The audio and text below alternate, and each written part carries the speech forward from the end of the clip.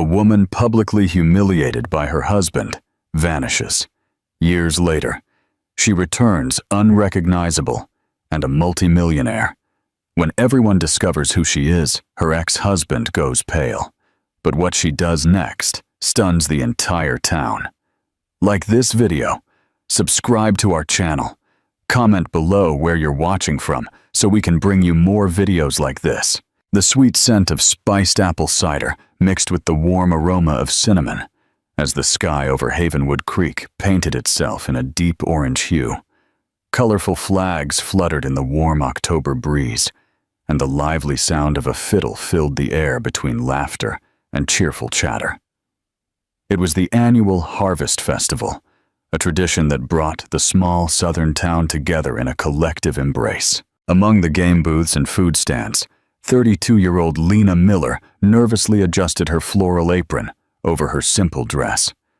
Her brown eyes, always attentive to detail, checked for the 10th time that the homemade pies and cookies were perfectly displayed at her small stand. Her delicate fingers straightened the handwritten tags. Lena's famous apple pie, salted caramel, pecan tart, classic lemon bars.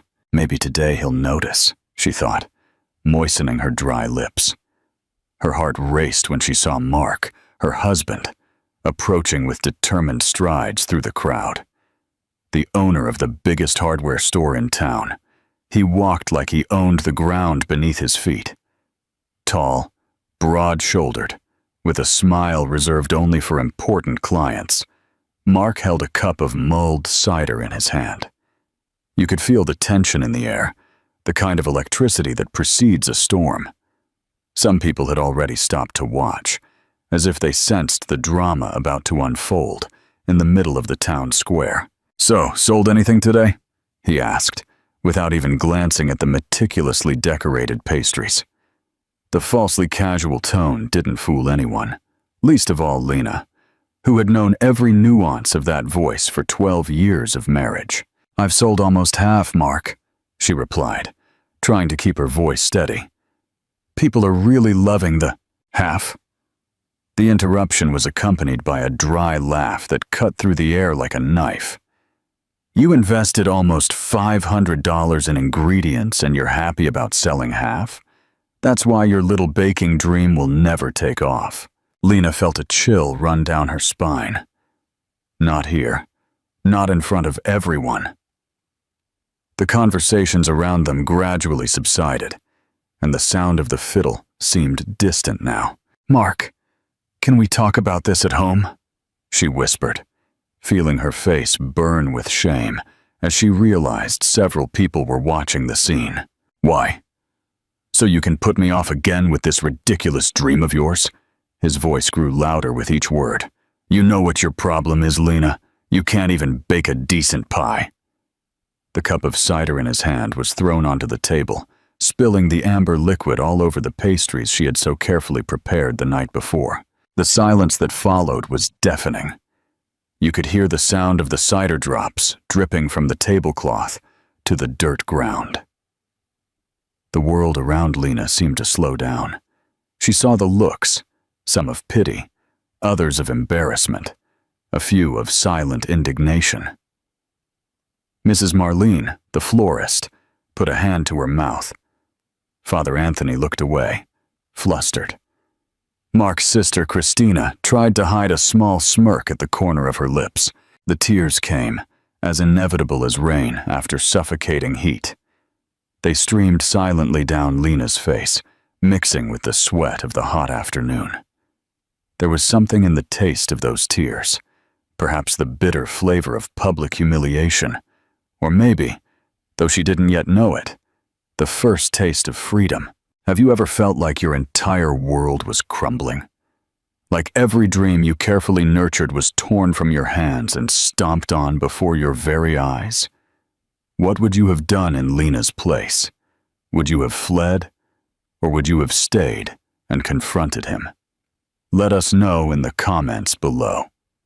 The festival went on, of course. Personal tragedies rarely interrupt public celebrations.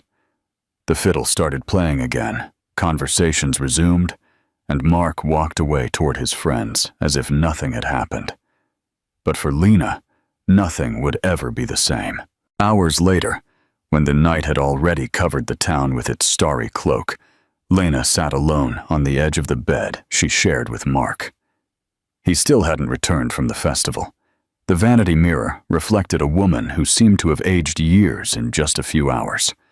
Her eyes, normally bright and alert, were red and swollen. She opened the nightstand drawer and took out a small, yellowed envelope. Inside, an unopened pregnancy test, bought 3 weeks earlier when her period was late. She hadn't had the courage to take it, fearing a positive result as much as a negative one. A baby would mean a permanent bond to a marriage she now realized had become a prison. The absence of a baby would mean she had no more excuses to postpone the changes she knew were necessary. Do you know that moment when all the pieces click into place and suddenly you see the complete picture with crystal clarity? For Lena, it happened when her fingers touched a small card hidden under the envelope. It was the contact information for Mrs. Geneva, her 70s neighbor, who, weeks before, had offered to help her after witnessing a particularly heated argument between the couple. "When you're ready, my dear," the elderly woman had said, with eyes that seemed to see through her soul. "Come see me.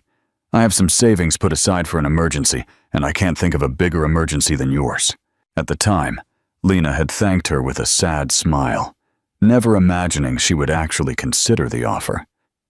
But now, with the taste of tears still fresh on her lips and the cider stain on her apron as a reminder of the public humiliation, something had changed. Slowly, like someone waking from a long sleep, Lena got up and took a small suitcase from the back of the closet. Her movements were calm, almost mechanical, as if she were watching someone else act. She packed a few clothes, her personal documents, a small box with the few pieces of jewelry she had inherited from her mother, and, after a moment of hesitation, the still-sealed pregnancy test. Have you ever felt that absolute certainty that comes in life's decisive moments? That feeling that despite all the fear and uncertainty, you are finally on the right path? That's what Lena felt when she closed the suitcase. There was no more room for doubt. She left her wedding ring and a small notebook where she had written, for years, recipes and ideas for the bakery she dreamed of opening. She didn't leave a note. Words seemed inadequate, insufficient to express everything she felt. Besides, what word could capture the complex whirlwind of emotions that consumed her? It wasn't just sadness or anger, but a mix of disillusionment, exhaustion, fear, and, surprisingly, hope. The early morning was silent when Lena gently knocked on the back door of Mrs. Geneva's house. The elderly woman answered promptly, as if she had been waiting for that moment. "You don't have to explain anything, my dear," she said, leading Lena inside gently. "I saw everything today in the square. Some things don't need words." Sitting at the kitchen table, under the soft light of an old lamp, the two women, separated by more than 4 decades in age, but united by an understanding that only women who have suffered can share, made plans. Mrs. Geneva had saved her entire life. For a rainy day, as she used to say, and for Lena, a deluge was falling. "My daughter lives in Atlanta," Mrs. Geneva explained. "She has a small restaurant in the Kirkwood neighborhood. She needs someone who knows how to cook for real, not these young people who only know how to heat up microwavable food." Lena felt a wave of gratitude so intense that new tears welled up in her eyes. But these were different from the ones she had shed in the square. These were tears of recognition, of genuine human connection. "How can I ever thank you, Mrs. Geneva?"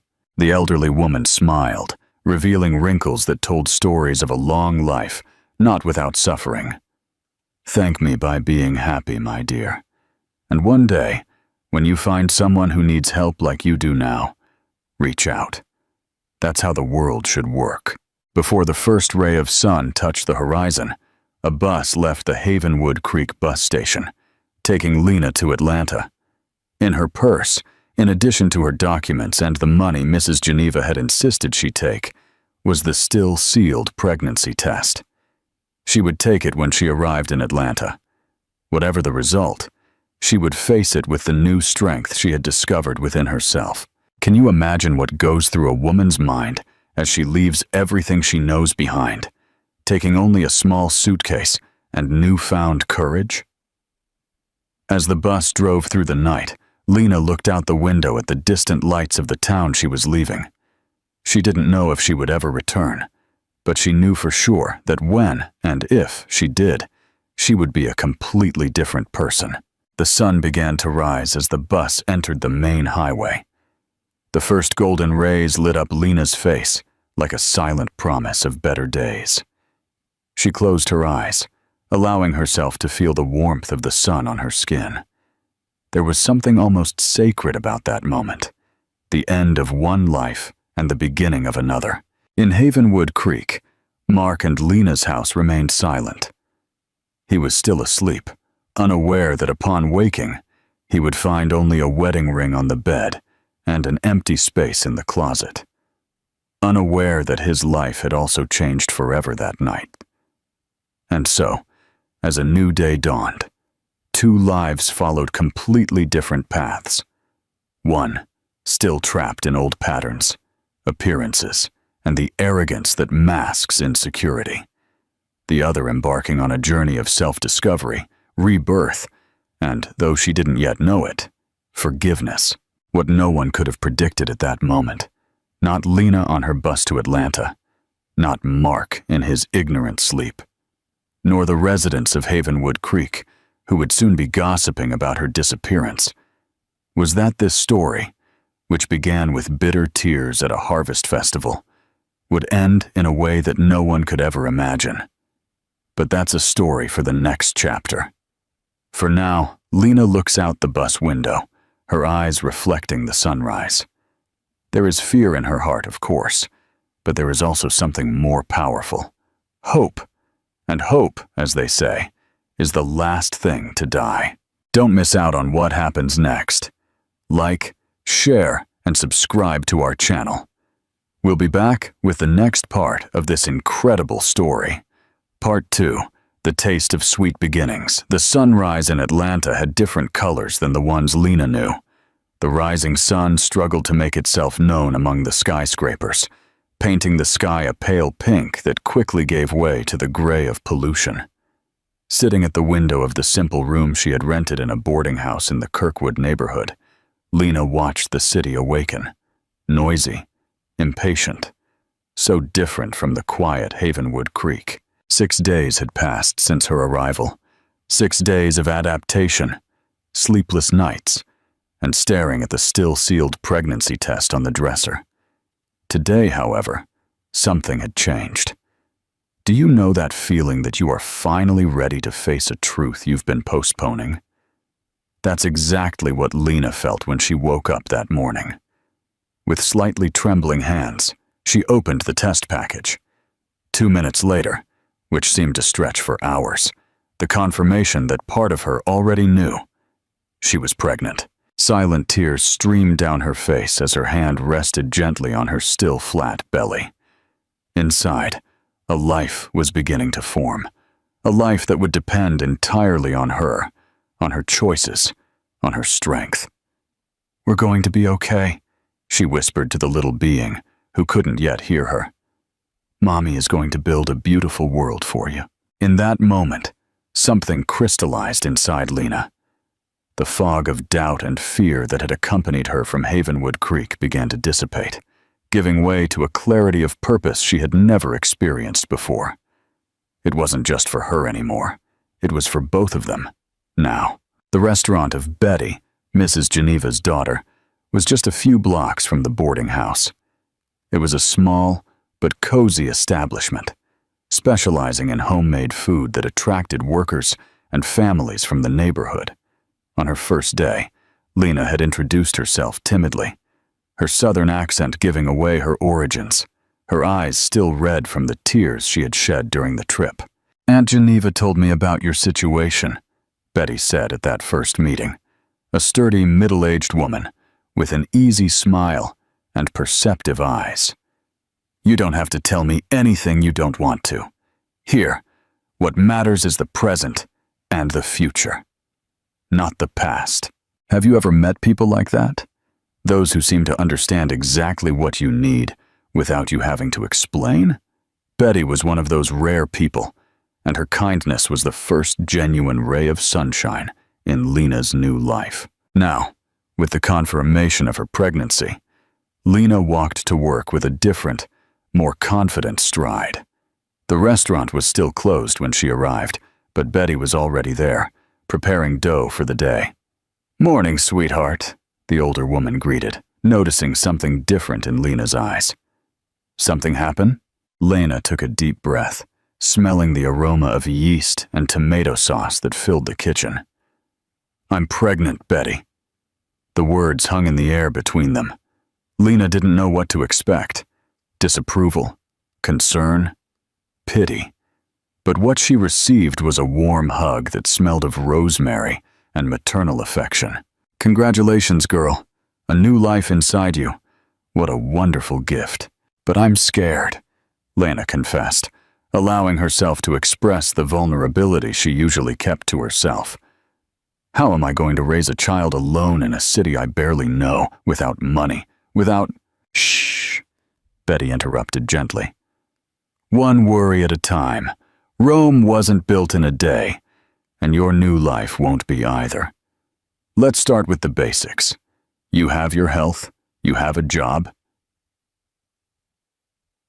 and now you have an even stronger reason to move forward." The following months passed in a blur of adaptation and discovery. Lena's body changed day by day, keeping pace with the changes in her mind and spirit. In the mornings, she worked in the restaurant kitchen, learning culinary secrets that Betty generously shared. In the afternoons, when things slowed down, she took over the cash register, watching with an attentive eye every detail of the business's operation. You know how some people have a natural gift for noticing details that go unnoticed by most? Lena had always had that ability. But in Havenwood Creek, under the constant shadow of Mark's disapproval, she had never valued this talent. Now, however, she was beginning to realize how valuable her observational skills could be. That's how, in her 4th month of pregnancy, with a small bump already visible under her apron, Lena noticed something interesting.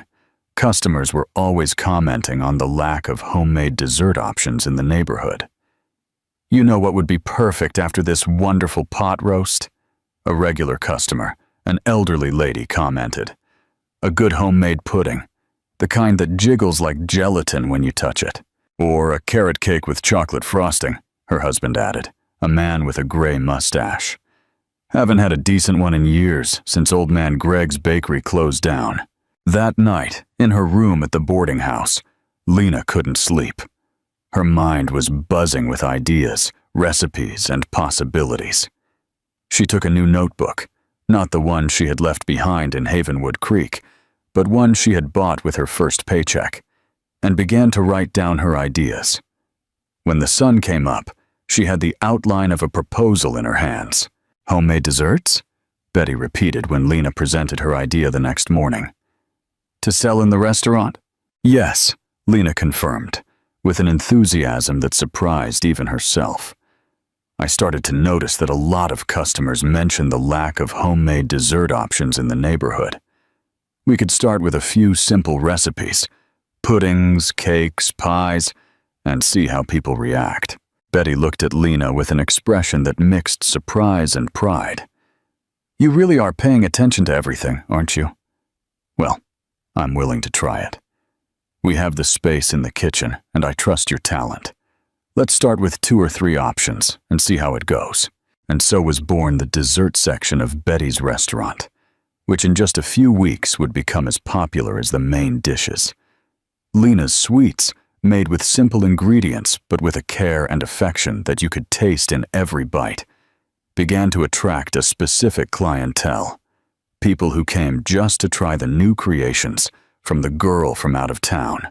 Have you ever experienced that feeling of being exactly where you're supposed to be, doing exactly what you're supposed to do? That's what Lena felt when she saw the looks of satisfaction on customers' faces as they tried her desserts, when she heard their sincere compliments, when she realized that something that came from her hands had the power to bring joy to others.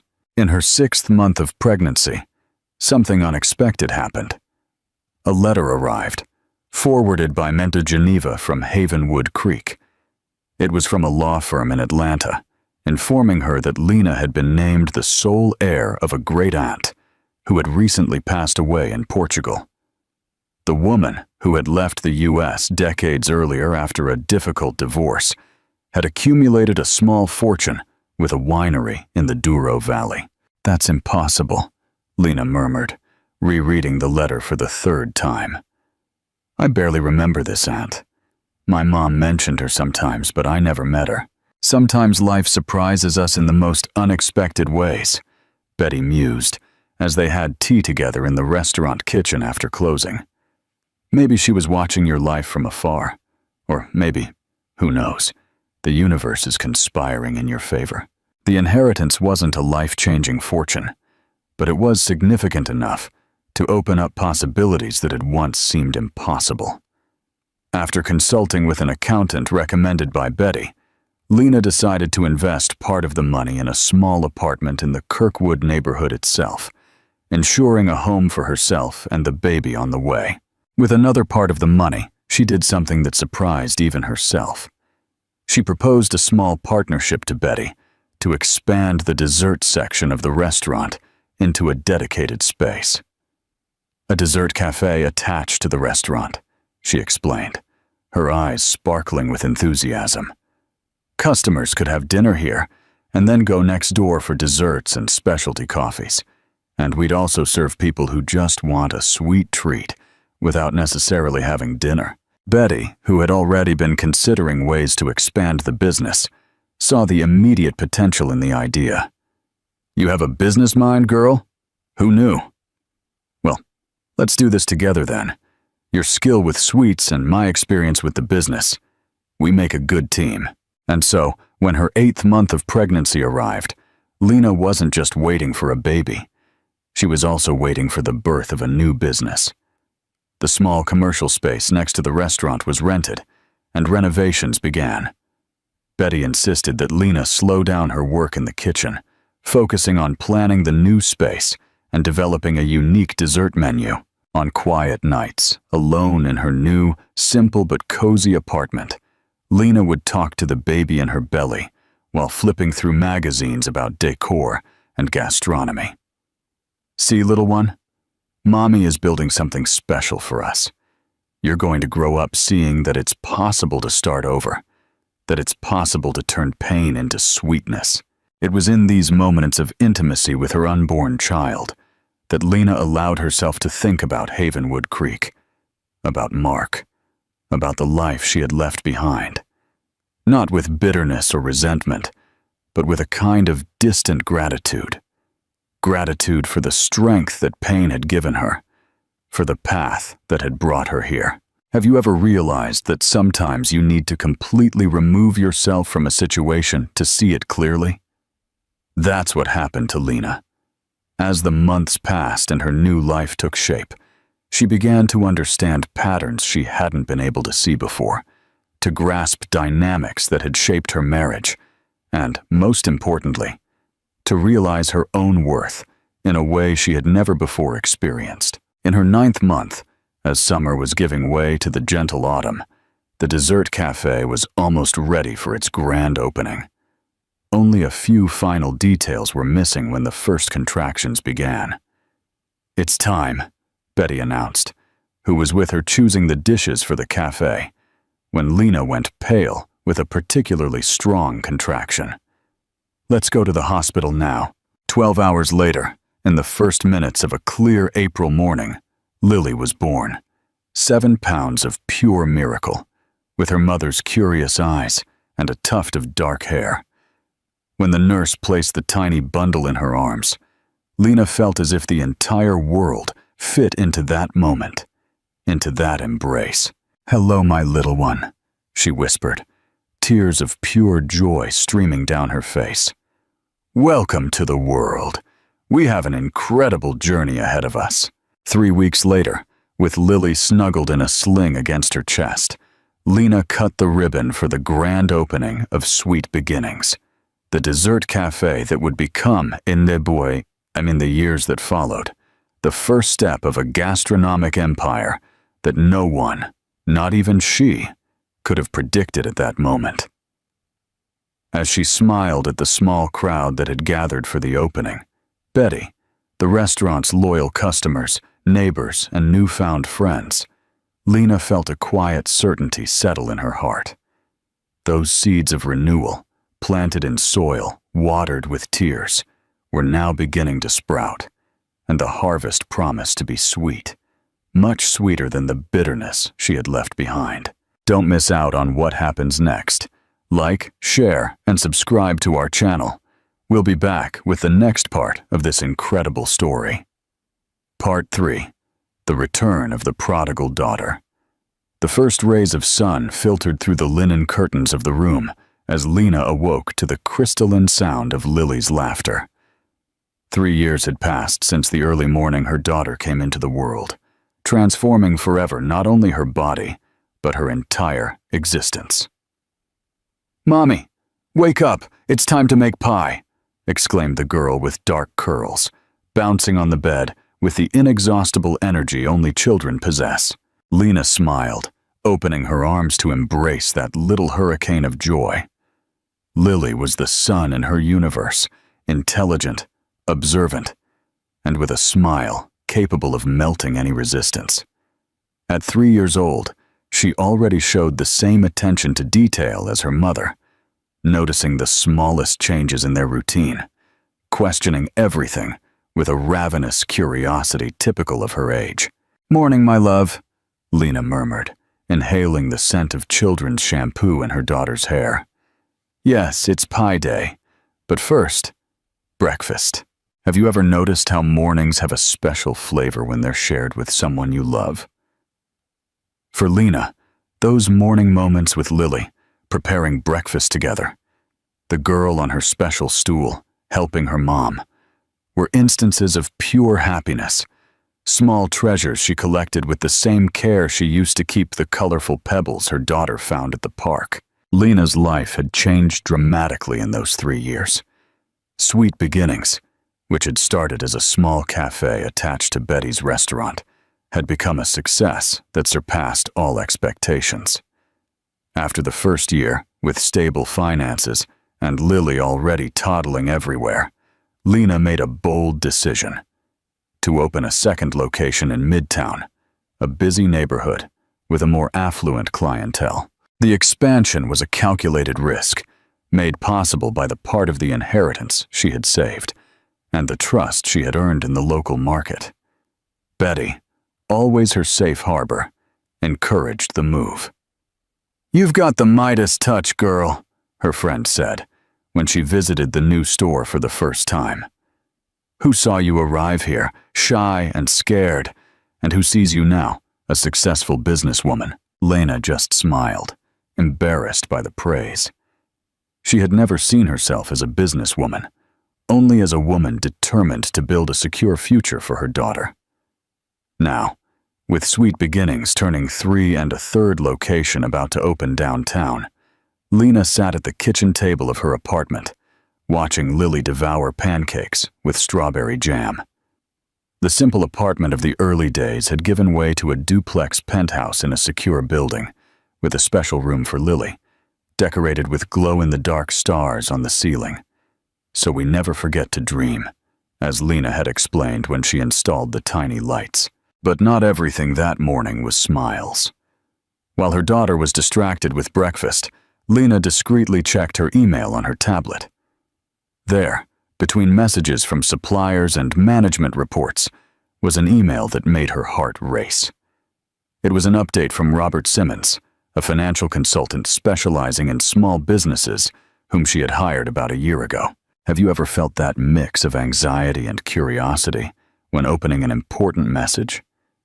That's exactly what Lena experienced when she clicked on the email. Robert didn't know her full story. She never shared complete details of her past with anyone, but he understood the importance of her requests. As requested, here is the update on the economic situation of Havenwood Creek, with a special focus on the hardware and construction sector, the message began. The scenario remains challenging for traditional businesses in the region. The arrival of a major home improvement chain in the neighboring town 18 months ago has redirected consumers who are looking for variety and competitive prices. Small businesses that have not modernized are facing an estimated drop in revenue of between 30% and 40%. The report continued with specific data on Mark's Home and Hardware, without ever mentioning his name. Lena had been careful in her requests, only asking for information about reference establishments in the sector. According to Robert, the situation was worrying. Outdated inventory, lack of a digital presence, resistance to implementing modern management systems, all culminating in a significant loss of market share. Lena closed her tablet, feeling a knot form in her throat. It wasn't revenge she was seeking by monitoring the situation in Havenwood Creek. It was... what, exactly? She couldn't fully explain it herself. Maybe it was just a way to stay connected to her roots, to understand the place she came from before deciding if she would ever return. "Mommy, can I take my new drawing to show Aunt Betty today?" Lily's voice brought Lena back to the present. "Of course, my love. I'm sure she'll love it." As she helped her daughter brush her teeth and get dressed, Lena's mind wandered between the brilliant present she had built and the past that, despite the distance, still exerted a strange pull on her heart. The night before, after putting Lily to sleep, she had done something she had been doing regularly for the past 6 months. She transferred a considerable amount of money to Mrs. Geneva's account, with specific instructions on how to use it. Part of the money was to anonymously pay off old debts Lena had at the local pharmacy and grocery store. Small amounts that had once seemed like mountains, but that she could now clear with a single click. Another part was for a contract with the local florist for a monthly delivery of arrangements to her parents' graves, who had passed away years before her departure from Havenwood Creek. "It's the least I can do," she had explained to Mrs. Geneva in one of her rare phone calls. "I don't want anyone in town to think I've forgotten where I came from or the people who helped me." Have you ever felt that need to close cycles, to reconcile with the past before completely moving forward? That's what Lena was seeking with those small gestures. It wasn't just about paying off financial debts, but emotional ones too, a way of saying goodbye to what had been, while simultaneously honoring her origins. The day went by in the usual business bustle. The third Sweet Beginnings store would open in 2 weeks, and 1,000 details required her attention. Lena, who initially personally supervised every aspect of the production, now delegated much of the operational work to a carefully trained team. Her focus had expanded. It was no longer just about making perfect desserts, but about creating a complete experience, a brand that symbolized comfort and quality. At the end of the afternoon, while reviewing the uniforms for the new team in her office at the Midtown location, Lena received an unexpected call. "Mrs. Miller, this is Anthony Jones from the New Horizon Real Estate in Havenwood Creek." Lena's heart almost stopped. It was the first time in 3 years that someone from her hometown had contacted her directly, besides Mrs. Geneva. "Yes, how can I help you?" she replied, trying to keep her voice steady. "Well, I got your contact through Mrs. Geneva. She mentioned you might be interested in a commercial property that just came on the market. It's the old Perez warehouse on Main Street. As you might know, it's an excellent, strategic location." Lena sank into her chair, while the realtor continued to describe the qualities of the property. She hadn't specifically asked Mrs. Geneva for this information, but the astute older woman seemed to have read her mind. "I'll think about it, Mr. Jones," she finally replied. "Can you send me the details by email? I promise to review them carefully." After hanging up, Lana remained motionless for several minutes, looking out her office window at the street traffic. Was she really considering this? Going back to Havenwood Creek, not just in thought, but physically. Establishing a business there? The idea, which until then had seemed like a distant fantasy, began to take concrete shape. It wouldn't be a return to the past, but an extension of her present. To bring a little of the success she had achieved to her hometown, to create jobs, to contribute to the local economy that, according to Robert's reports, was facing difficult times. And there was also Lily. As she grew up, the girl was beginning to ask questions about her origins, about her mother's family, about the father she had never known. How long could Lena postpone these conversations? How long could she protect her daughter from the complete truth about her story?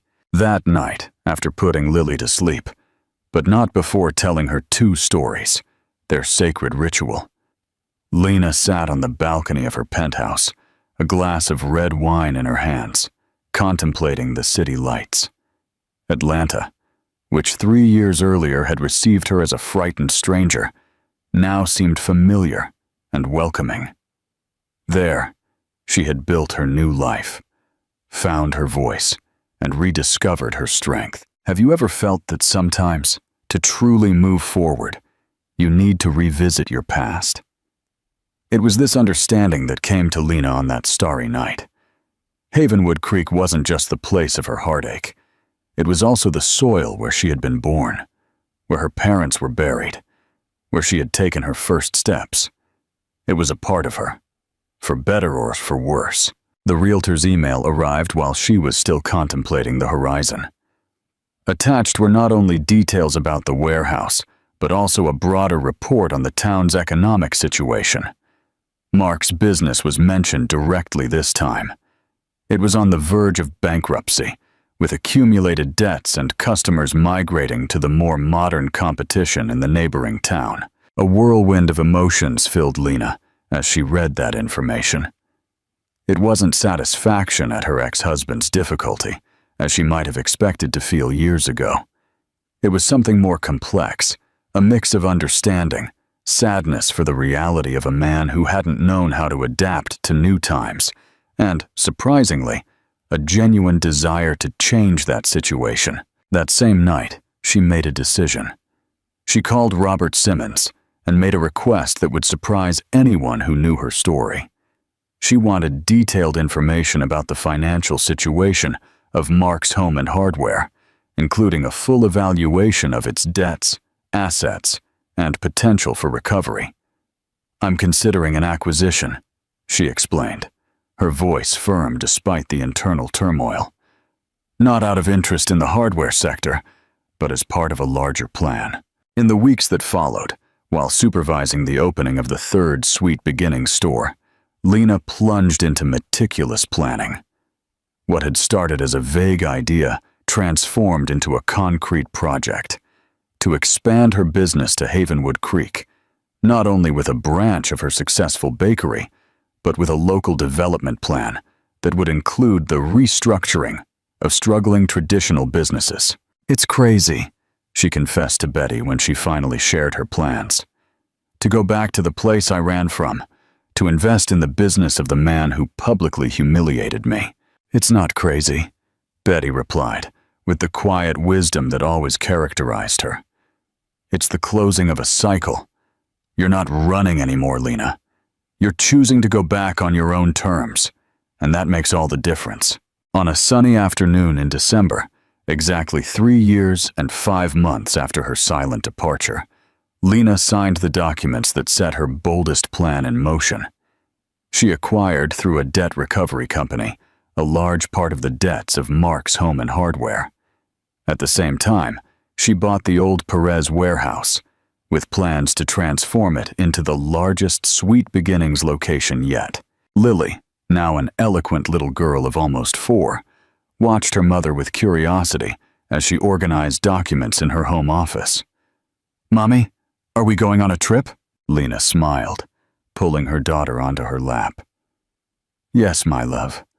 We're going to see a very special place for Mommy. A place where I was born and grew up, where your grandparents lived. It's called Havenwood Creek. Is it far?" "Not too far. It's a small town, very different from Atlanta. It has a beautiful square in the center, with an old church and a gazebo where wonderful festivals happen." Lily's eyes sparkled with excitement at the prospect of an adventure. "And are we going to stay there for a long time?" Lena hesitated for just a moment before answering. "For as long as it takes, my love. For as long as it takes to complete a story that began a long time ago." As Lily hopped off her lap to get her toys, eager to decide which ones to pack for the trip, Lena watched her daughter with a mix of overflowing love and serene determination. The path she had chosen would not be easy. She knew she would face ghosts, curious glances, and difficult questions. But she was ready. For the first time in her life, she felt completely in control of her destiny, of her choices. She was no longer the frightened young woman who had fled one summer morning, taking only a small suitcase and a pregnancy test. She was an accomplished woman, a successful businesswoman, a devoted mother. And now she was about to add a new chapter to her story, one that no one, not even she, could have predicted 3 years earlier. This story is getting more shocking with every turn. What do you think will happen when Lena returns to her hometown? What do you think her ex-husband's reaction will be? Tell us in the comments. And don't forget to like, share, and subscribe. Part 4. The Confrontation. The sun was already setting in the west when Lena's car passed the faded sign that read, "Welcome to Havenwood Creek, Land of Hospitality." The open windows let in the unmistakable aroma of wet earth and eucalyptus trees that lined the road, a scent that instantly transported Lena back in time, erasing the nearly 4-year distance that separated her from that place. In the back seat, Lily had finally fallen asleep after hours of incessant questions about their destination. Her dark curls framed her serene face, so much like her mother's, that she was almost a miniature photograph of Lena at the same age. "We're here, sweetheart," Lena whispered, more to herself than to the sleeping girl. "We're home, but would it really be home?" This question echoed in her mind as her imported car moved slowly down Main Street, attracting curious glances from the few pedestrians on the sidewalks late that Friday afternoon. Havenwood Creek seemed smaller than in her memories, quieter, as if time had slowed down in the small town, while it had accelerated in her own life.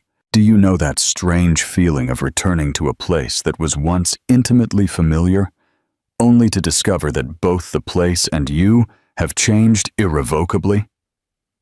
That's exactly what Lena experienced as she parked in front of the Grand Havenwood Creek Hotel, the only establishment in town that offered reasonable accommodations for visitors. "Can I help you with your bags, ma'am?" a young bellhop offered, looking with admiration at the luxury car. "Thank you," Lena replied, getting out of the vehicle and discreetly adjusting the sunglasses that hid her eyes. She wasn't ready to be recognized yet, not before she settled in and prepared Lily for the whirlwind that was sure to come. The hotel room was simple but comfortable, a 2-room suite that Lena had reserved for the first few weeks until the renovation of her parents' old house, which she had secretly bought through an intermediary, was complete.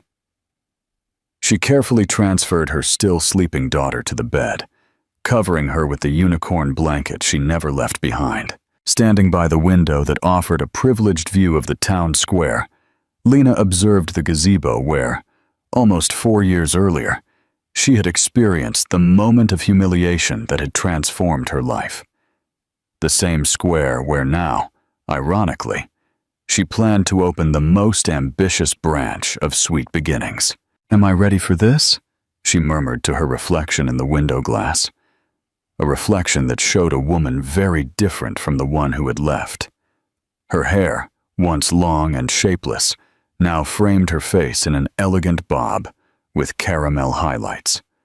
Her body, once hidden beneath shapeless clothes, now showed defined curves in a pantsuit that screamed success and self-confidence. But her eyes were the biggest transformation. No longer downcast or evasive, but direct, determined, aware of their own worth. "Mommy," Lily's sleepy voice interrupted her reflections. "Where are we?"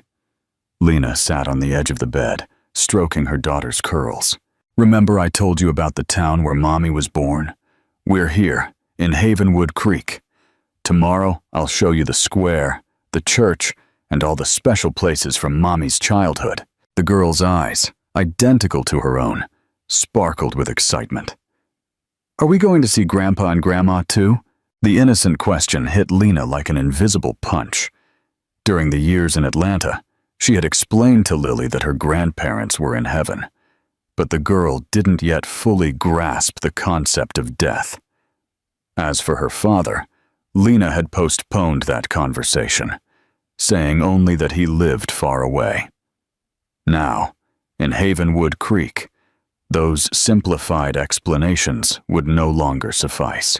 "Grandma and Grandpa are in heaven, remember? But tomorrow we can visit the place where they rest and bring them some beautiful flowers. As for your father," Lena took a deep breath, choosing her words carefully. "He lives here in this town, and we're going to meet him soon.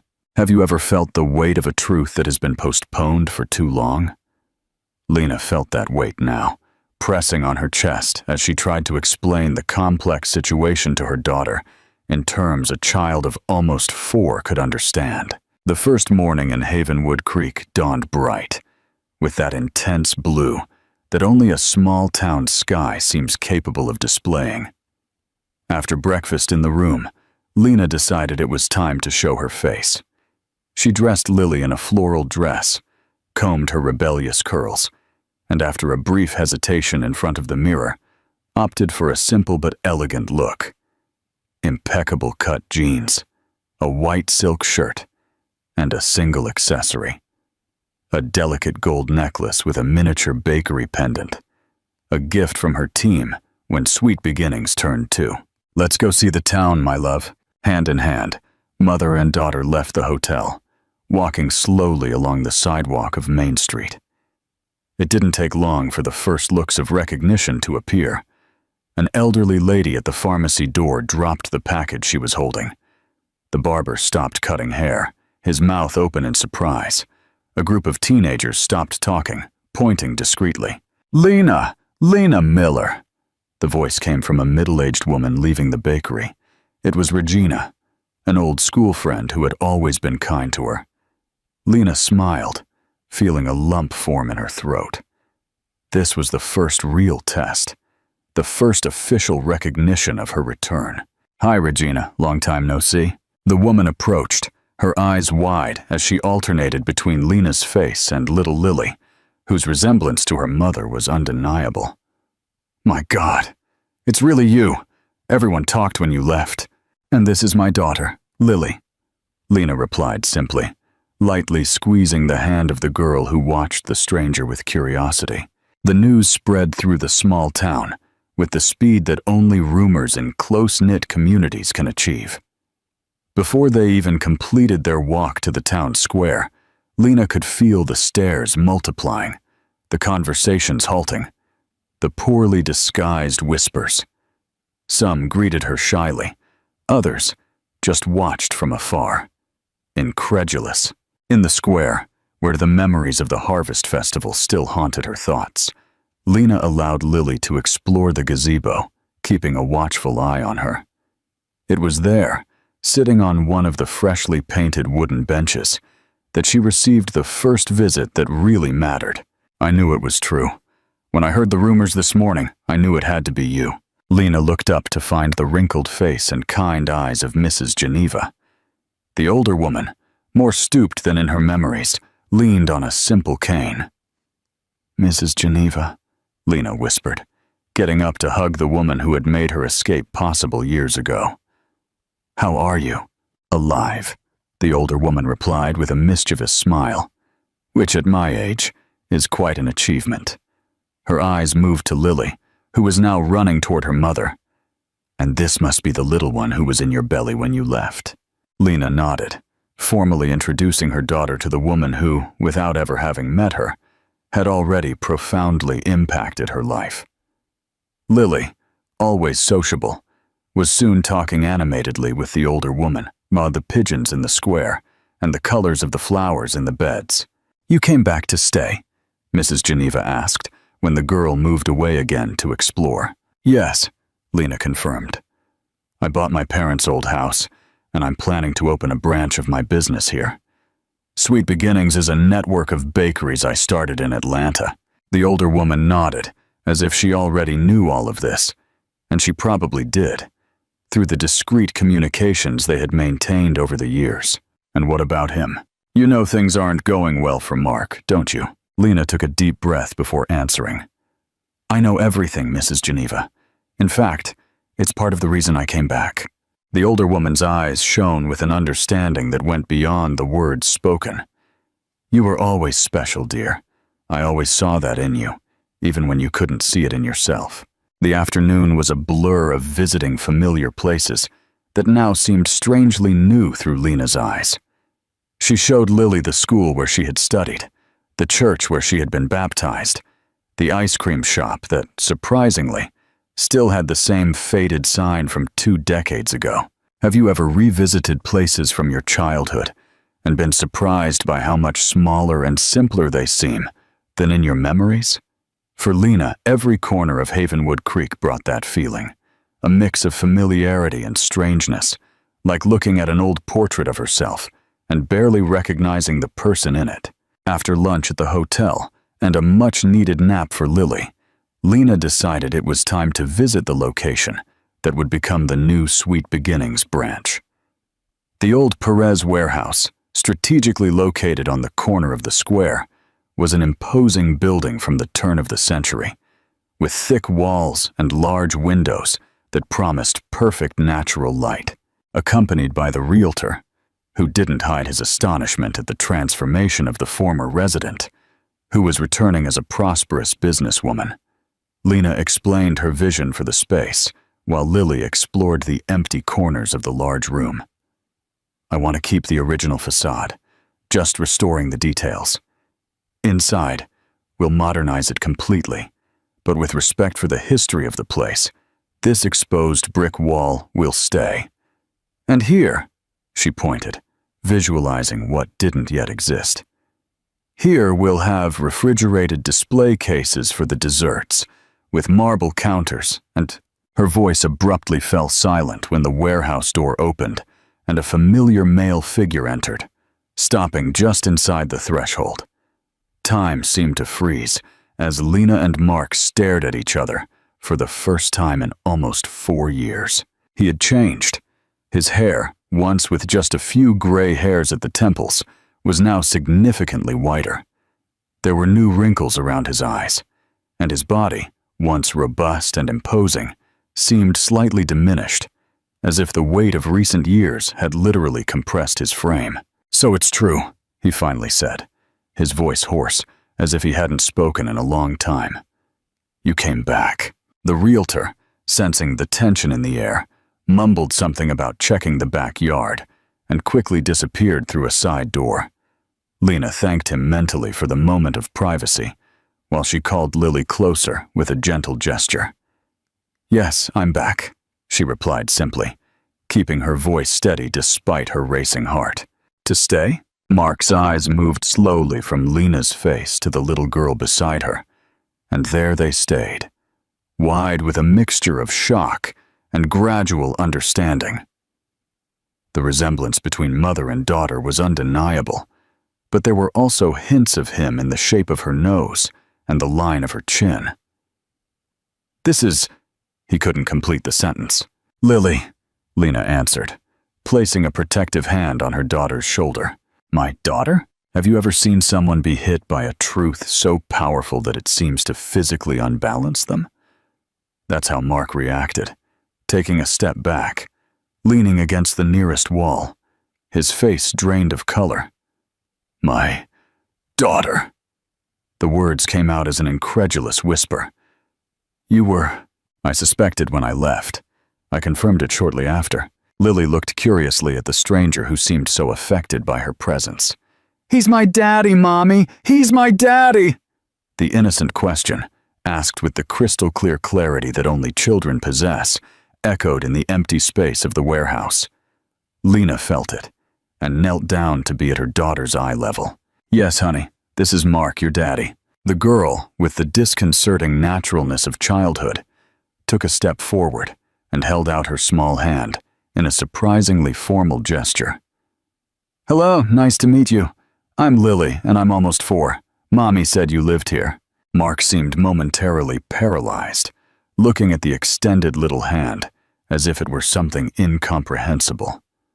Then, slowly, like someone approaching something precious and fragile, he knelt before the girl and accepted her handshake. "Hello, Lily," his voice choked. "I'm your dad."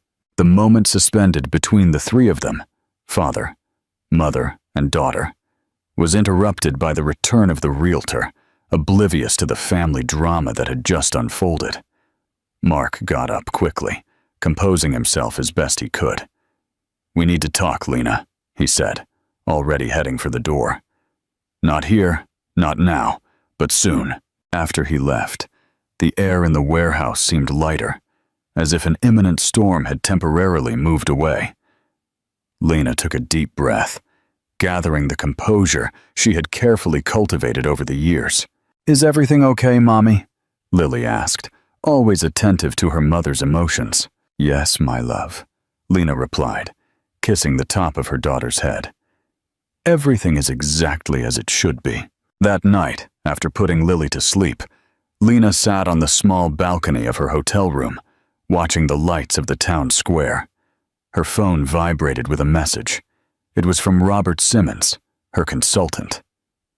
"Debt acquisition process finalized. All documents will be sent to your lawyer tomorrow, as requested." Lena smiled, not with satisfaction at winning a power game, but with the tranquility of someone who was finally seeing all the pieces fit into a carefully crafted plan. Tomorrow, she would visit the hardware store, not as the submissive wife she had once been, but as a successful businesswoman, ready to offer not revenge, but something much more powerful and unexpected. A second chance.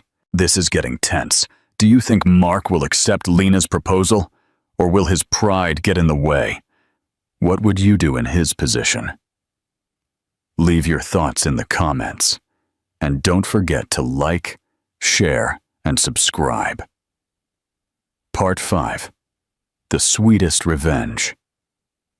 The morning arrived with that soft mist that sometimes covered Havenwood Creek, enveloping the small town in a hazy embrace that would soon be dissipated by the rising sun.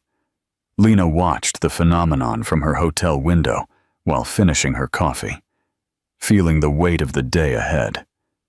In a few hours, she would be face to face with Mark at the hardware store, not as the insecure wife who had left 4 years ago, but as the businesswoman who was returning to propose a solution no one could have predicted. "Mommy, can I wear my blue dress today?" Lily's voice interrupted her thoughts. "I want to look pretty to visit Daddy's store." Lena's heart contracted at her daughter's innocence. In just 2 days, the girl had already assimilated the idea of having a father, something that until then had only existed in vague stories and simplified explanations. The naturalness with which she accepted Mark was only possible thanks to the purity of her childish heart, not yet sullied by resentment or hurt. "Of course, my love. You look beautiful in your blue dress." As she helped her daughter get dressed, Lena reflected on the meeting scheduled for that morning. The briefcase resting on the table contained all the necessary documents: financial reports, debt acquisition contracts, detailed restructuring proposals. All the practical aspects were carefully organized. What remained uncertain was how her heart would react when she was once again in that space that had once been a central part of her life. Have you ever meticulously prepared for a decisive moment, only to discover that no amount of planning is enough for the emotions it awakens? That's exactly how Lena felt when, hand in hand with Lily, she walked through the door of Mark's Home and Hardware just after 10 in the morning. The bell above the door announced her entry, producing that same familiar chime that populated so many of her memories. The interior of the store, however, was almost unrecognizable. The shelves, once always organized and well-stocked, now showed empty spaces and dusty products. The checkout counter displayed scratches and signs of wear that no one had bothered to fix. In the air hung a subtle odor of neglect, that peculiar smell of places that have lost their vitality. Mark emerged from the back office when he heard the bell, his face showing that he expected the visit, although perhaps he wasn't truly prepared for it. At his side, to Lena's surprise, was Christina, his sister, and Lena's former sister-in-law, the same one who had smiled discreetly during her humiliation in the square years ago. "Good morning," Lena said, keeping her voice firm and professional. "As we arranged by phone." Mark nodded, his eyes inevitably fixing on Lily, who was curiously watching the tools displayed in a nearby window. "My niece?" Christina's voice broke the tense silence, a mixture of disbelief and something more complex in her tone. "Yes," Lena replied simply, turning to her daughter. "Lily, remember I told you about your Aunt Christina? She's your dad's sister." The girl smiled, showing the same genuine friendliness she had displayed when meeting Mark. "Hi, Aunt Christina. I like your necklace. It looks like a star." The innocent comment seemed to unnerve Christina, who instinctively put her hand to the gold pendant on her neck, a gift that Lena knew well where it came from. It was a piece of jewelry that had belonged to Mark's mother, traditionally given to the bride when she married. A piece of jewelry that, by rights, should have been hers. "Can we talk in the office?" Mark suggested, breaking an uncomfortable moment. "Sueli can keep an eye on Lily here in the store." Sueli, a longtime employee who now seemed to be the only one left, smiled gently at the girl, offering to show her how the cash register worked. With Lily entertained, the three adults headed to the small office in the back of the store. The space was exactly as Lena remembered it. The same dark wood desk, the same organized folders on the shelves, even the same promotional calendar from a cement supplier on the wall, although now showing a different year. The only notable addition was a photograph of Mark and Christina together at a business fair, smiling side by side in a way that suggested more than a fraternal relationship.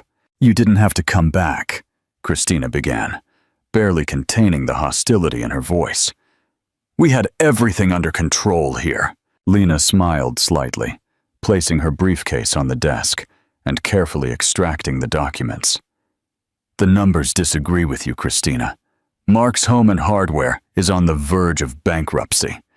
Debts to suppliers, back taxes, defaulted bank loans, not to mention the consistent drop in sales over the past few quarters." "How do you know all this?" Mark questioned, his face pale, contrasting with the rising flush on Christina's cheeks. "I've been monitoring the economic situation of Havenwood Creek for some time. Part of my job as a businesswoman is to identify investment opportunities." The word opportunity hung in the air like a silent accusation. Mark sat heavily in his chair while Christina remained standing, her arms crossed defensively. "What do you want, Lena?" he finally asked. "Did you come for revenge? To buy our debts? To completely destroy us?" Lena took a deep breath, feeling the weight of that moment.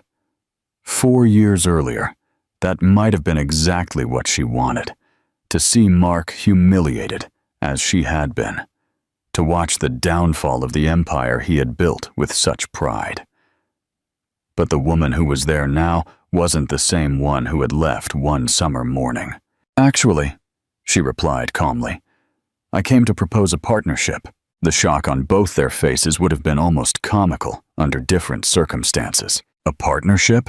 Christina repeated, incredulous. "After everything?" "Yes, after everything," Lena confirmed, keeping her gaze fixed on Mark. "Including your affair, which began long before I left." The silence that followed was deafening. Years of secrets and lies crumbled with those simple words. Christina went pale, reaching for the nearest wall for support. You knew?" Mark murmured at last. "I found out a week before that harvest festival. That's why I was so vulnerable, so unable to defend myself, when you publicly humiliated me. What I didn't know at the time was that your entire family was aware.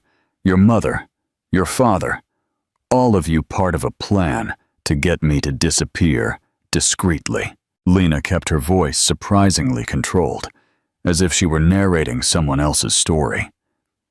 "What I discovered later, through Mrs. Geneva and other contacts, was how the situation deteriorated after I left. Your relationship went public a few months later, causing the scandal your mother had so feared. The business began to suffer when people connected the dots and understood what had happened to me. And then, when the local economy began to shift with the arrival of bigger competitors, you no longer had the community's respect to sustain your traditional customer base." Mark lowered his head, unable to face Lena's direct gaze. Christina, on the other hand, regained some of her aggressive composure. "And now you come back as the great savior to show off your money and your success?" Lena shook her head, pulling more documents from her briefcase. "No, Christina. I'm back as someone who understands that the past cannot be changed, but the future always offers new possibilities.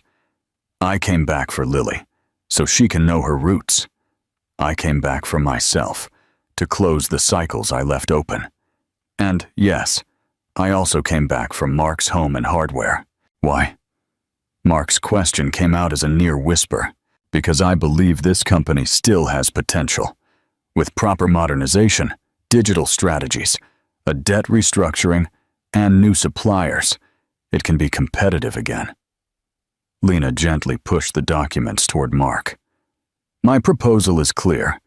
I will cancel the acquisition of the debts, invest in the company's modernization, implement efficient management systems, and establish an integrated distribution network with other local businesses, including Sweet Beginnings, which I will open in 3 months. The silence that followed was broken only by the distant sound of Lily's laughter coming from the store. "In exchange," Lena continued, her voice gaining firmness, "I demand non-negotiable conditions. First, the immediate and public end of your relationship. You can't," Christina began, but Lena interrupted her with a calm gesture. "I'm not dictating your personal lives. I'm establishing conditions for a business investment. If you prefer to maintain the relationship, I respect your choice, but then there will be no business agreement." "What else?" Mark asked, ignoring Christina's furious stare. "Mandatory family therapy for all of us, including Lily. Active and gradual participation in your daughter's life, building a healthy relationship, and a public commitment to a change in both your business and personal behavior." Mark looked at the documents in front of him for a long time, then at the photograph on the wall, and finally at the half-open door through which he could glimpse Lily playing innocently. "Why, Lena?" he asked again, this time his voice choked with emotion. "Why not just destroy us after everything we did?" Lena allowed herself a moment to truly consider the question. Why, after all? It would have been simpler, perhaps even more satisfying in the short term, to use her newfound power to repay the pain she had felt. "Because revenge only perpetuates the cycle of hurt," she finally replied. "And because I discovered, in the last 4 years, that true power is not in destroying others, but in building something better for everyone, including myself. Her words hung in the air like a revelation, not only for Mark and Christina, but perhaps even for herself.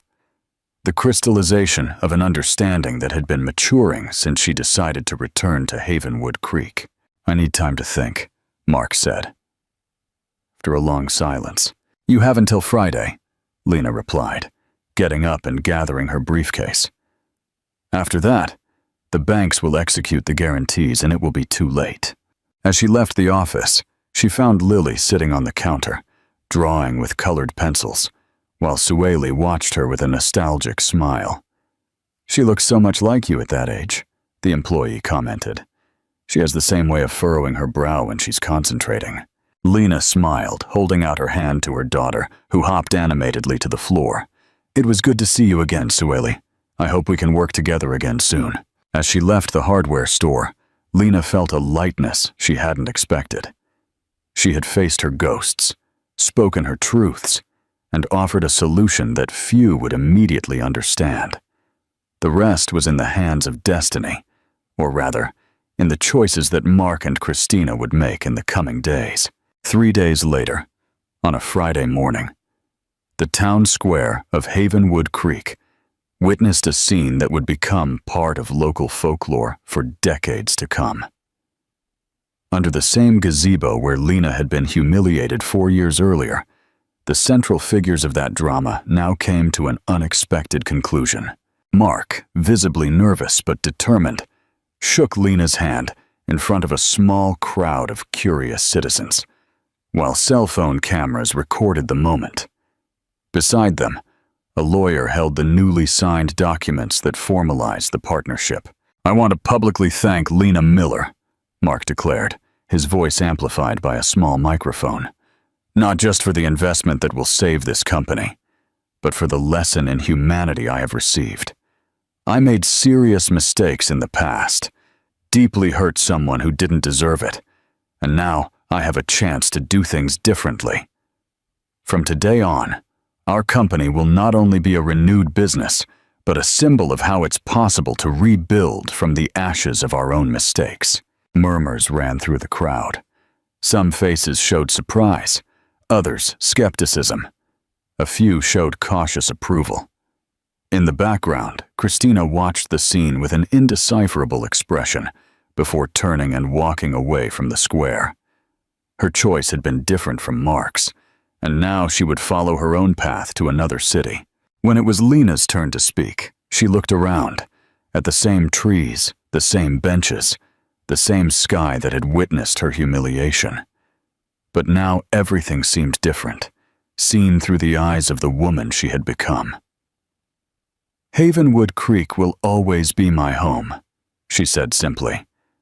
"I left here to discover my strength, and I'm returning not to seek revenge, but to share what I've learned. Sweet Beginnings, which will be opening soon, will be more than a bakery. It will be a space for connection, for shared memories, for flavors that remind us that life, even in its most bitter moments, always holds the promise of future sweetness." Lily, who was watching everything with the comical seriousness that only children can maintain on formal occasions, suddenly ran to the center of the gazebo, pulling both Lena and Mark by the hands. "Are we a different kind of family now?" she asked, with the disconcerting simplicity of childhood. Lena and Mark exchanged a look, not of romantic love, which had been irretrievably lost, but of a new understanding, a shared commitment to something greater than their own egos or past hurts. "Yes, honey," Lena replied, kneeling to be at her daughter's eye level. "A different kind of family, but a family." That afternoon, as the sun began its descent on the horizon of Havenwood Creek, the aroma of mulled cider once again filled the square. Not to mark a humiliation, but to celebrate a new beginning. The small town, which had been the stage for so much pain, now witnessed how forgiveness could be more powerful than any revenge. And Lena, watching her daughter run joyfully across the lawn of the square, finally felt that the cycle was complete. She had transformed her pain into growth, her hurt into compassion, her desire for payback into something infinitely more valuable: the ability to offer a second chance, not just to others, but especially to herself.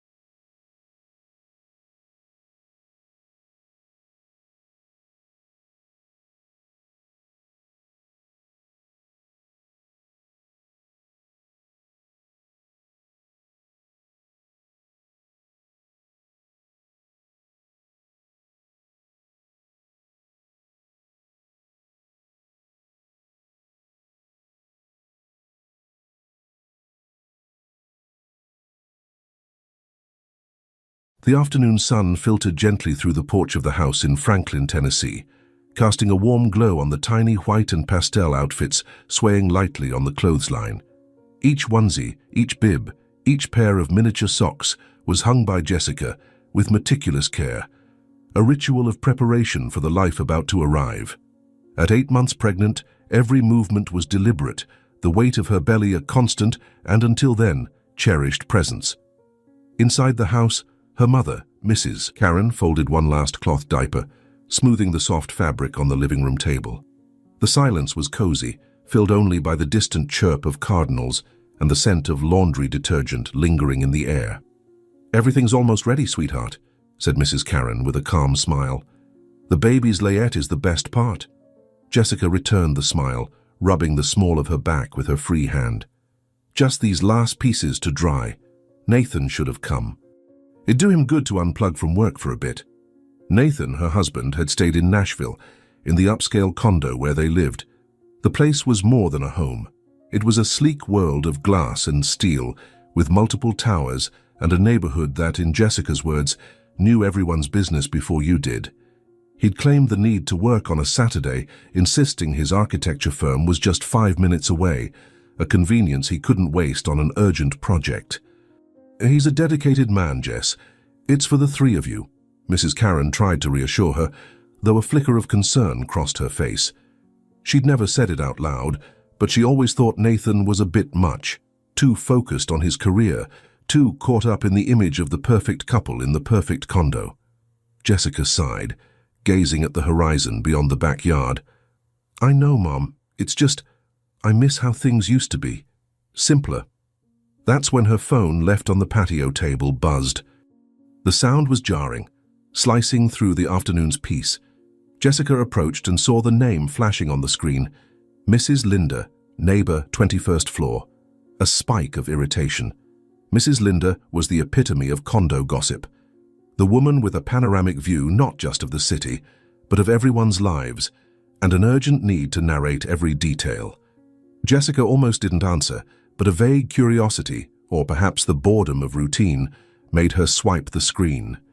"Mrs. Linda, good afternoon." "Are you?" The voice on the other end cut her off, shrill, laced with genuine panic that froze Jessica's smile in place. "Jessica, listen to me. For the love of God, listen." Jessica's heart lurched.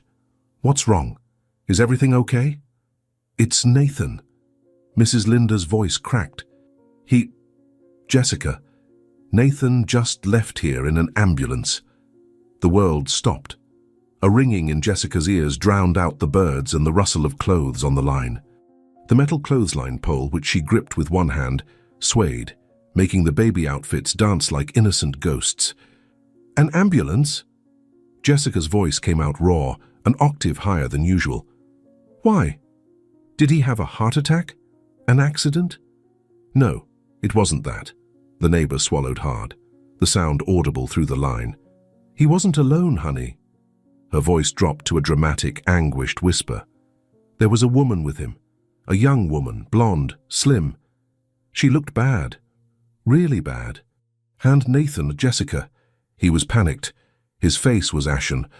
"I saw it from my window, the ambulance parked at the service entrance, them loading the woman onto a stretcher and him climbing in after, desperate. Was it someone from your family at your condo?" Each word was a needle of ice piercing Jessica's spine. A woman, a young woman, looked bad. Nathan panicked. The information collided in her brain, making no sense, forming an image both vivid and incomprehensible. Her heart raced, pounding against her sternum with a force that stole her breath. A wave of heat, followed instantly by an icy chill, swept through her body. Her hands began to tremble uncontrollably. Are you sure, Mrs. Linda? It could have been a mistake. Jessica, I swear on my mother's soul, I saw it with my own eyes. It was him, and a woman. Who was she? I couldn't see clearly, so I'm calling to see if I can help." Without responding, Jessica ended the call. Her cold, clumsy fingers frantically searched for Nathan's contact on her phone. She pressed his name. The call went through, ringing, ringing. The repetitive sound echoed in her ear, each tone an eternity. Then, the recorded voice. "The person you are calling is out of coverage or powered off." Nothing. She tried again. Her fingers pressed the screen hard. Ringing, ringing. The same silence on the other end, the same message. Nothing. A third attempt. The same thing. Nothing. Just the void. The absence of a response more terrifying than any bad news. "Jess, honey, what happened?" Mrs. Karen's voice came from the porch door, full of alarm. Jessica turned. Her face was pale, her lips slightly blue. Her whole body shook as if she were in a frozen room. She couldn't speak. She just shook her head, tears starting to well in her eyes, not from sadness yet, but from pure, raw shock. Mrs. Karen crossed the distance in seconds and pulled her daughter into a tight embrace. "Talk to me, honey, what did Linda say?" Nathan," Jessica choked, her voice a thread. "Ambulance. He was with a woman. She said he was with another woman, Mom." Mrs. Karen's arms tightened. "Calm down. Breathe. It could be a misunderstanding. That woman lives for gossip." But the desperation in Mrs. Linda's account had sounded real, and Nathan's complete unavailability was a concrete fact, heavy as a stone. Jessica pulled away from her mother's embrace. Her eyes, still teary, fixed on a distant point in the void. The confusion and fear gave way to a primal, clear decision. She couldn't stay there. She couldn't wait. Every second of uncertainty was torture. Without a word, she went inside, her steps quick and determined. She grabbed the car keys from the kitchen counter.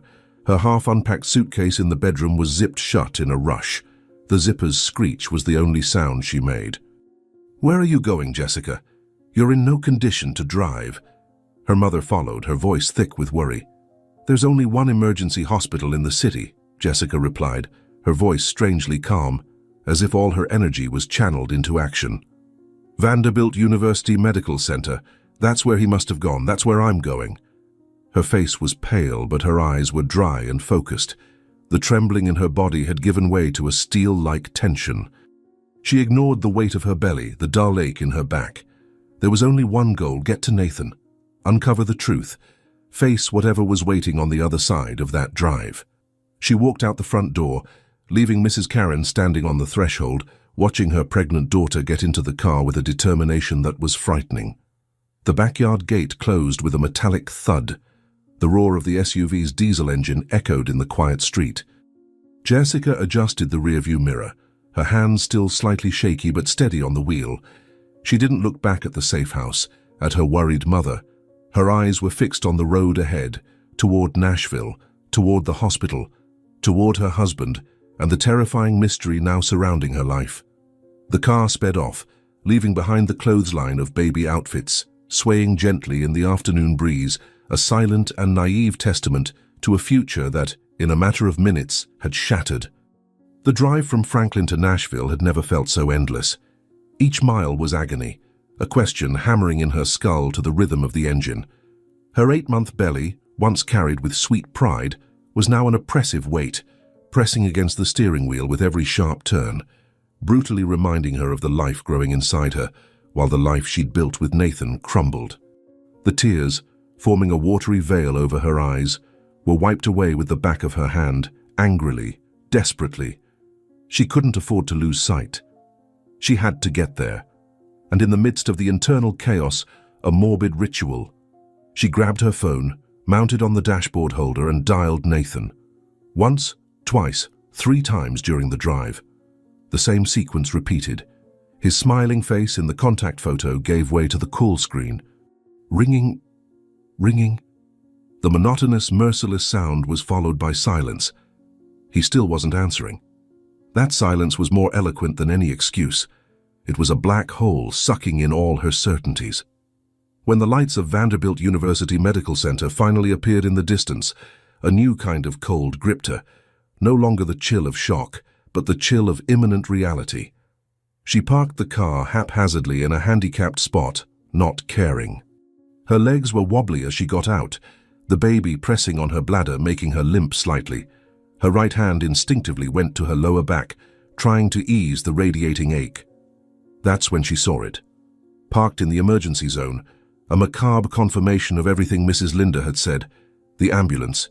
White, red, silent now, but carrying the aura of the drama it had transported. Jessica's chest tightened. a physical sensation of a steel fist closing around her lungs. That vehicle was tangible proof. It wasn't a nightmare. It was real. The sliding glass door of the main entrance opened with a hiss. The smell of antiseptic and disinfectant hit her nostrils, a clinical odor promising order amid chaos, but to her smelling of panic. The reception area was a low hum of voices, the creak of a gurney being moved in the distance, the electronic beep of a monitor. She approached the counter, her sweaty, dust-streaked hands resting on the cold Formica surface. The woman behind the counter, in light blue scrubs with a weary expression etched into her face, typed something on the computer without looking up. Jessica swallowed hard, forcing her voice out. It sounded rough, broken. "I'm looking for my husband, Nathan. He came in by ambulance. I don't know the time, I'm not sure of anything. Can you help me?" The woman finally looked up. Her eyes scanned Jessica, head to toe, pausing for a fraction of a second on her prominent belly. There was a flicker of something, pity, before the professional mask returned. Her fingers, with short, practical nails, danced across the keyboard. Her eyes scanned the screen. "Yes," she said, her voice neutral. "He was admitted, accompanied by Ms. Megan Taylor." Accompanied. The word wasn't just heard, it was felt. A physical, dry impact in the center of Jessica's chest.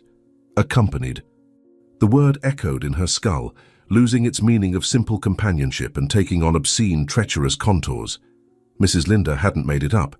There was a woman, and she had a name. Megan Taylor. The name was ordinary, but in the receptionist's mouth it sounded like a verdict. The receptionist, oblivious to the earthquake she'd triggered, turned and gestured to a nurse passing in the hallway.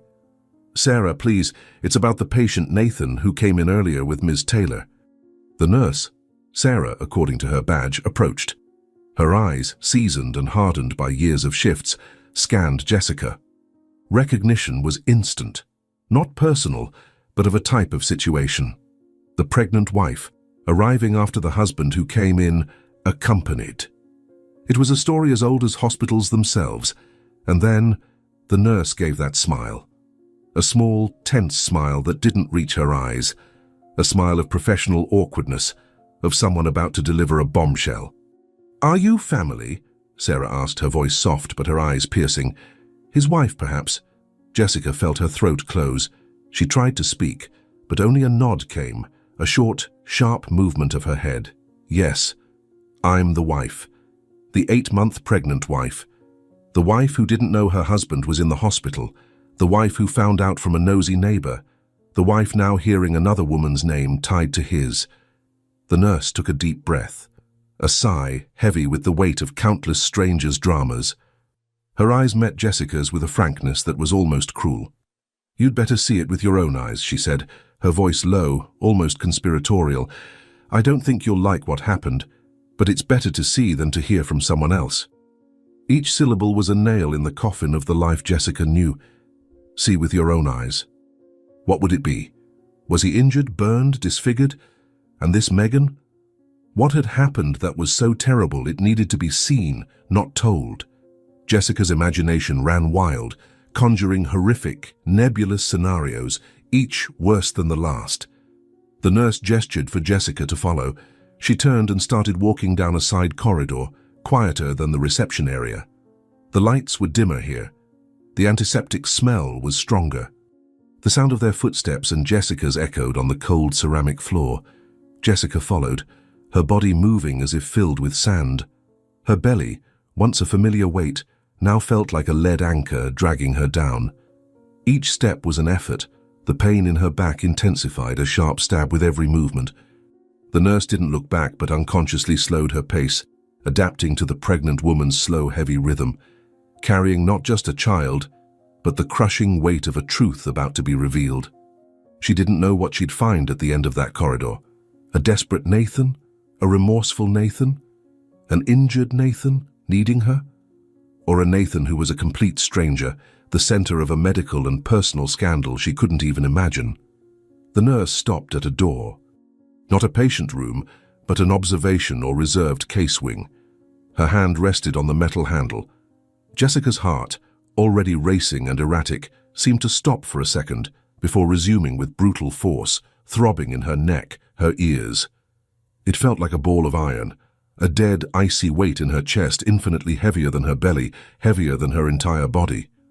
That heart, which once beat for love of Nathan, now braced for the impact of a sight that she knew instinctively would change everything forever. The nurse Sarah guided Jessica through one last stretch of corridor, quieter and gloomier than the others. The doors here were closed, some with lights off in the inspection windows. The air was still, heavy. Each of Jessica's steps echoed like a funeral drum in her own ears. Her heart, that lead weight in her chest, beat so hard she could almost see it moving the fabric of her dress. Her sweaty hand slipped on the cold wall, seeking support the world around her seemed to deny. The nurse stopped at door 312, a simple number, white on a brown plaque. Her professional, calm hand rested on the handle. She gave Jessica one last look, a mix of warning and pity that made the pregnant woman's stomach churn. "He's in here," Sarah said, her low voice breaking the oppressive silence. And then she opened the door. The room was small, lit by the cold glow of a fluorescent ceiling light. There was an empty hospital bed, the sheets pristine and taut, as if no one had ever lain on them. And sitting in a rigid plastic chair against the opposite wall was Nathan. He was alone. The woman, Megan, was nowhere in sight. He sat with his head bowed, his face completely hidden by his hands. His elbows rested on his knees, his posture one of total collapse. His shoulders, usually broad and confident, were slumped forward, as if carrying the weight of the world. Jessica froze at the threshold. All the blood seemed to drain from her face, leaving a cadaverous chill. Her muscles locked. The image she'd expected, Nathan injured, Nathan hooked to tubes, Nathan being consoled by a lover, didn't materialize. That solitude, that emptiness in the room where she expected to find the other woman, was a subtler, deeper violence. The absence of the woman hurt more than her presence ever could have. What had happened that took her away and left him in that state? She took 2 steps into the room. The movement broke the spell. The air seemed to flee her lungs, leaving her light, dizzy. The sound of the door closing behind her made Nathan jerk his head up. His eyes were red, swollen, with deep purple circles. His skin was pale, almost greenish. Seeing Jessica standing a few feet away, his eyes widened, and he leapt to his feet, the chair scraping the floor. "Jess? How did you know I was here?" His voice was rough, laced with shock and unmistakably fear. Not the fear of an injured man, but the fear of a man caught. Jessica stared at him. The tears she'd held back during the drive and the wait at reception now spilled over, silent and hot, streaming down her face and soaking the collar of her dress. She didn't wipe them away. She let them fall, mute witnesses to her pain. "That doesn't matter," she said, her voice a stolen whisper. "Who was the woman? What are you doing here, Nathan?" He ran a hand over his face, a nervous, evasive gesture she knew well. It was what he did when cornered, when he needed to buy time. "Jess, I can't talk yet." His voice was a thread, a pathetic attempt to delay the inevitable. The anger surged then, a sudden intense heat that replaced the initial cold. She stepped closer, her pregnant body moving with a difficulty that felt like a physical accusation against him. Her round, hard belly nearly touched him, a living barrier between them. "You can't talk!" Her voice exploded in the small room, echoing off the bare walls. "I drove here thinking you were dying, that you'd had an accident, a heart attack. I drove half pregnant in a panic. And you were in an ambulance with another woman, and you tell me you can't talk." Nathan shrank before her fury. His body, which always seemed strong and protective, seemed to shrink, collapsing into his wrinkled dress shirt. He looked away, fixing his eyes on the floor, unable to bear the weight of her gaze. "It's not what you're thinking," he tried, but the words sounded hollow, ridiculous. "Then tell me what it is," she shouted, her hands trembling at her sides. "Who is Megan Taylor, Nathan? Who is she?" He shook his head, still staring at the floor. "Please, Jess, it's better if you go home. This isn't good for you or the baby. When I get out of here, I'll go home and explain." His voice was a plea, the final tactic of a man with no defenses left. Explain at home. The phrase sounded grotesque. What could he explain about being in a hospital with another woman? What excuse could exist for that? The strength holding Jessica up began to drain. Her legs threatened to give way. The world spun slightly. She took a step back, two, until the backs of her thighs hit the edge of another plastic chair, identical to the one he'd been sitting in. She didn't sit. She just leaned on that rigid structure, her hands gripping the edges so tightly her knuckles turned white. The synthetic leather was cold and rough under her fingers, a tiny anchor in a sea of turmoil. She stood there, pregnant with his child, facing the man she loved, who'd sworn fidelity and he couldn't even meet her eyes. The pain was a living animal, gnawing at her insides. The room smelled of hospital cleanliness and despair. And then, at the peak of that loaded silence, full of everything unsaid, the door opened again. A man entered. He wore a pristine white coat over a suit, Dr. Thompson, according to his badge. His face was serious, professional, but his eyes carried the shadow of a difficult conversation. In his right hand, he held a large manila envelope, sealed, ordinary, but in that context, it seemed the most sinister object in the world. The doctor, Dr. Thompson, entered with a quick step, his eyes fixed on a clipboard, already speaking before noticing there was someone else in the room besides Nathan. Nathan, the removal surgery was a success. The patient is stable, no complications. We'll keep her under observation for... He finally looked up and saw Jessica. His words died in the air. The doctor's professional face became carefully neutral, but a slight discomfort crossed his eyes. He recognized the situation with the speed of someone used to family dramas. Jessica heard nothing after the first word. A high-pitched ringing took over her ears. She clutched her chest with her free hand, as if she could contain the heart threatening to burst from her throat. "Surgery?" Her voice tore through the air, a raw, incredulous scream. "What surgery?" Dr. Thompson hesitated.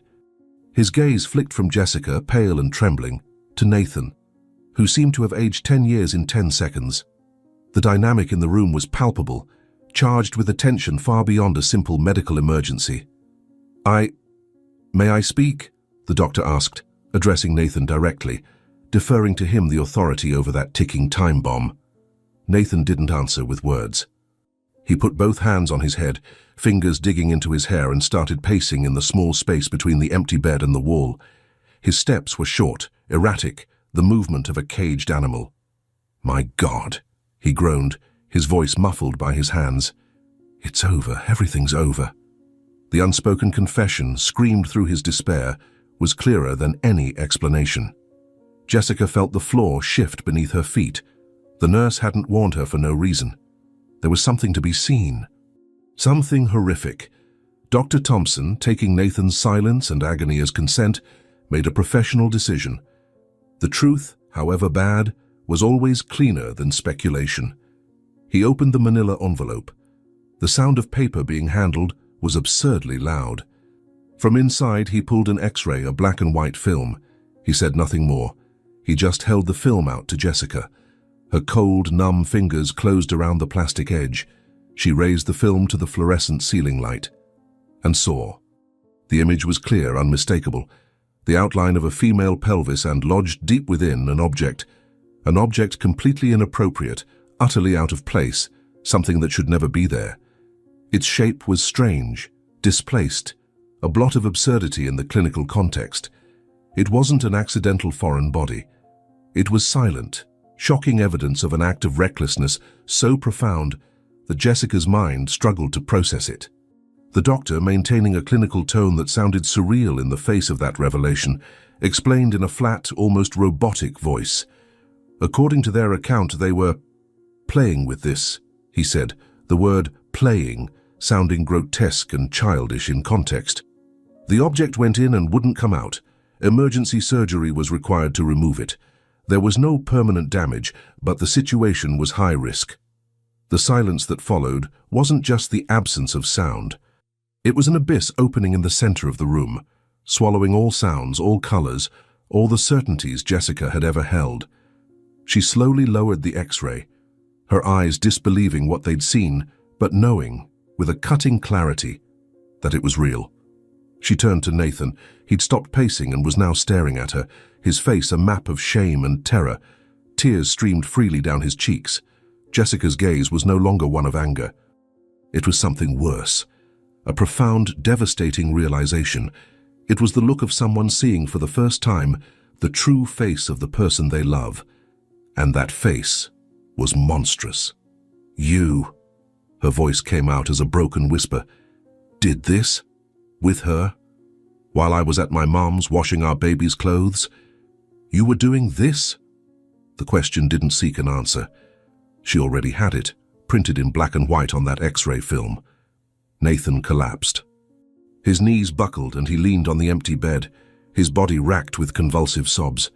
"I didn't mean to," he cried, his voice unrecognizable, thick with mucus and despair. "I shouldn't have. It was a mistake. A huge mistake.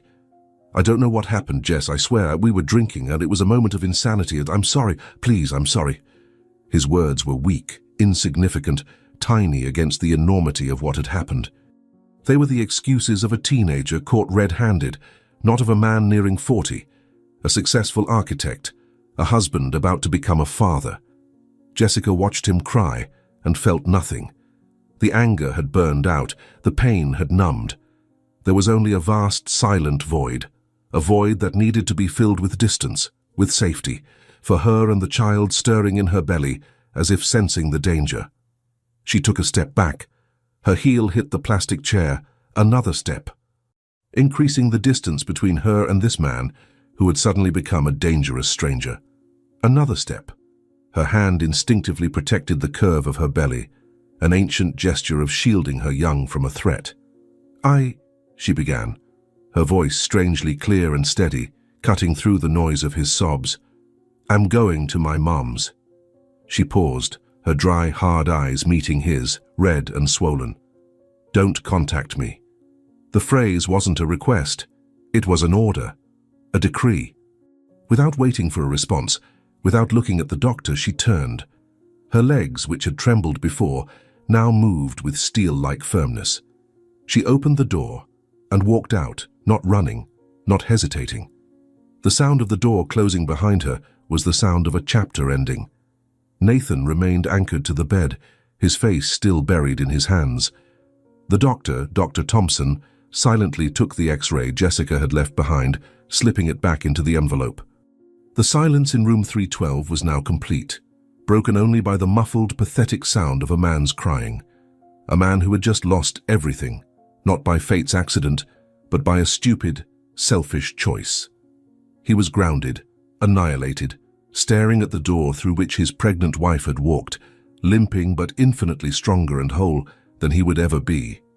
The car pulled into the garage of the house in Franklin, and the silence inside the vehicle was heavier than when Jessica had left. Mrs. Karen was waiting at the door, her face a mix of anxiety and dread.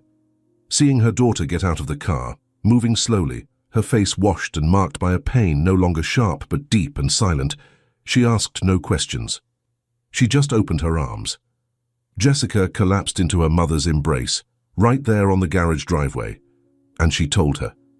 The words came in a steady monochromatic stream, without hysteria, without tears. Those had dried during the drive back. She told of the ambulance, the receptionist, the nurse, Nathan alone in the room, the doctor and the manila envelope.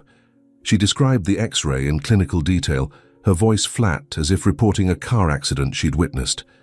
The only thing she didn't do was say what the object was. That detail was hers, a macabre trophy of her humiliation, and she would keep it forever. Mrs. Karen listened, horrified, her own heart breaking at seeing her daughter narrate the end of her marriage with the coldness of a coroner.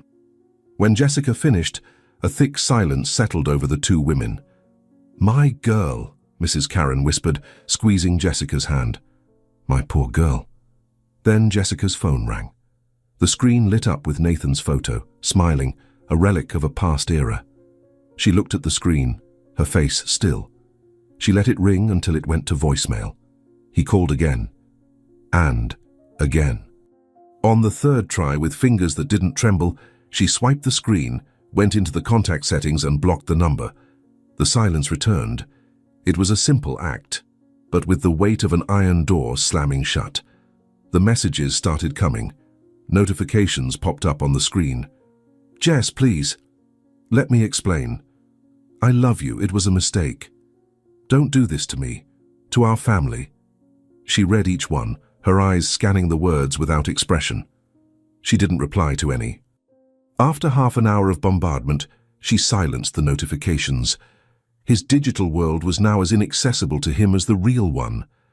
2 days later, he showed up at the house.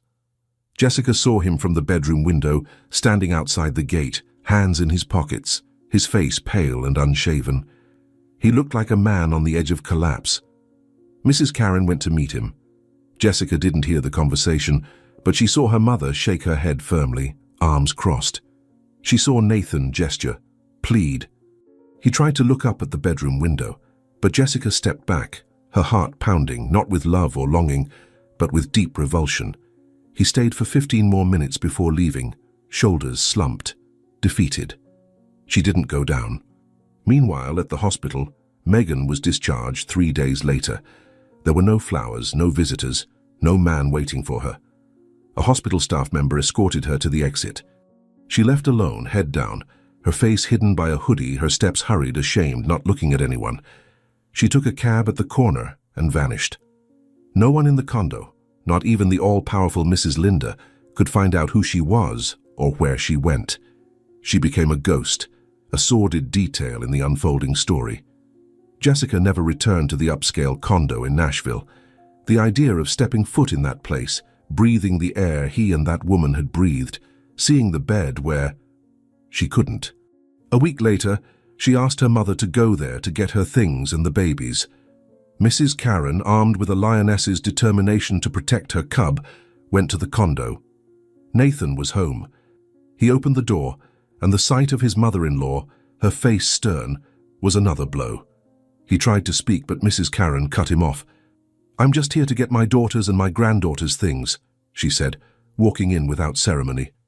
He stood in the living room, watching helplessly as she packed suitcases in the bedroom that had been Jessica's, in the nursery that would never know its father. The silence between them was more eloquent than any argument. When Mrs. Karen left, dragging the suitcases, she didn't say a word. The condo door closed and Nathan was left alone in that large, empty space, now echoing with the sound of his own mistakes. The neighbors speculated. The whispers in the hallways at the concierge desk by the pool were constant. The pregnant wife disappeared. He's always alone looking down. They say another woman was involved. Something happened at the hospital, but no one knew the truth. The facts were murky, distorted by the condo's game of telephone. The only certainty was that Jessica had left home pregnant and never returned.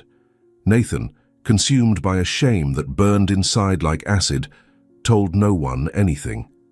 Not even his parents, who called worried, receiving only vague answers about a tough time in the marriage. He became a recluse. He went to work and came home, avoiding eye contact in the elevator, declining happy hour invites. His life, once a model of success, unraveled in silence, piece by piece, in the emptiness of that silent condo. Meanwhile, in Franklin, Jessica pressed on.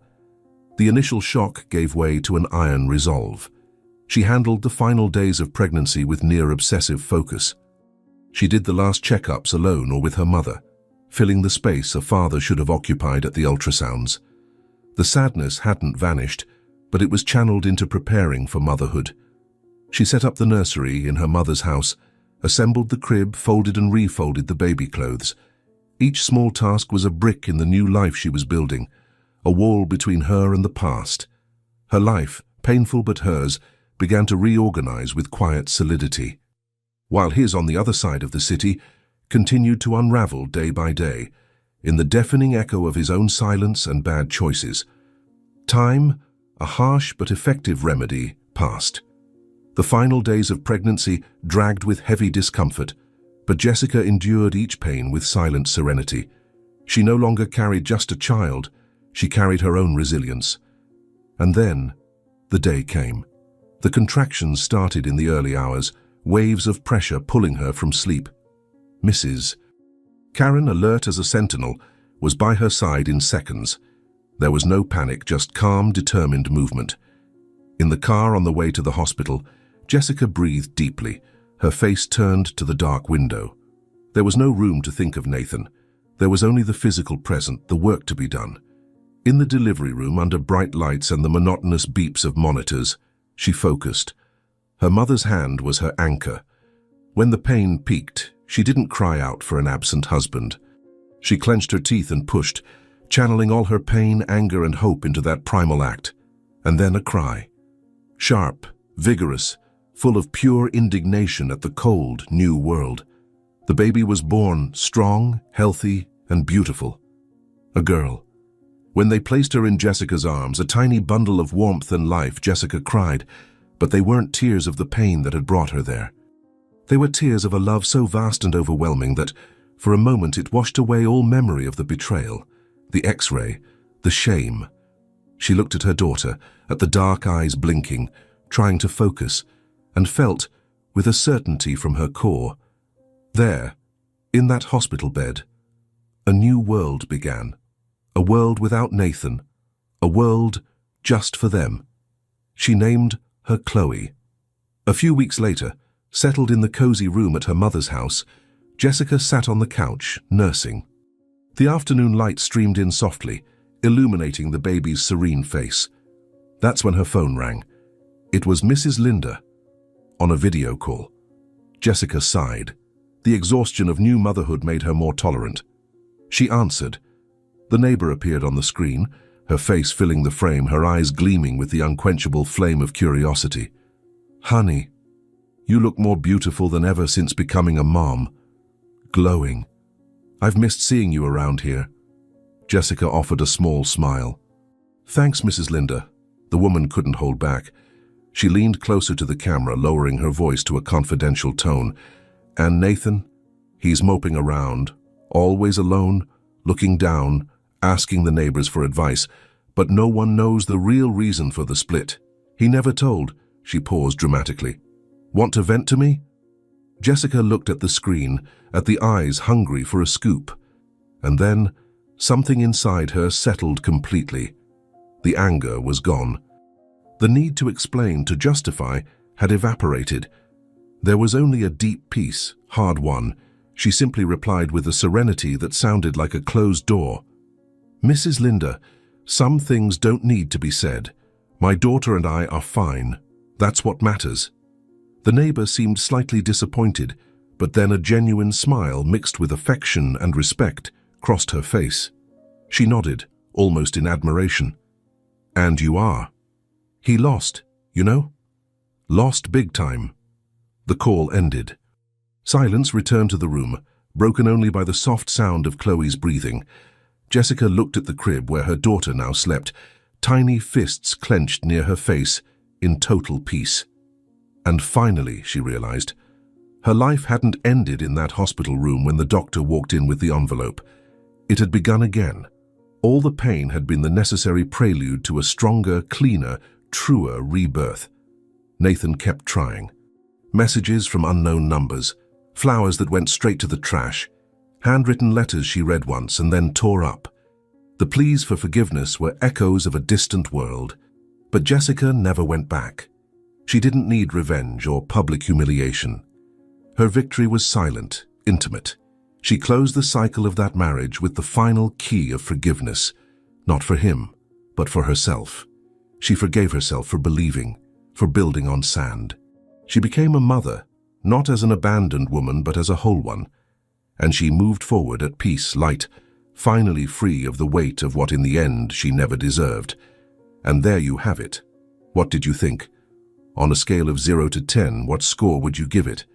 Leave your comments telling me the part that impacted you most in the story, drop a like to help me out, and subscribe to follow our next narratives. Thank you so much for joining me, and see you in the next video.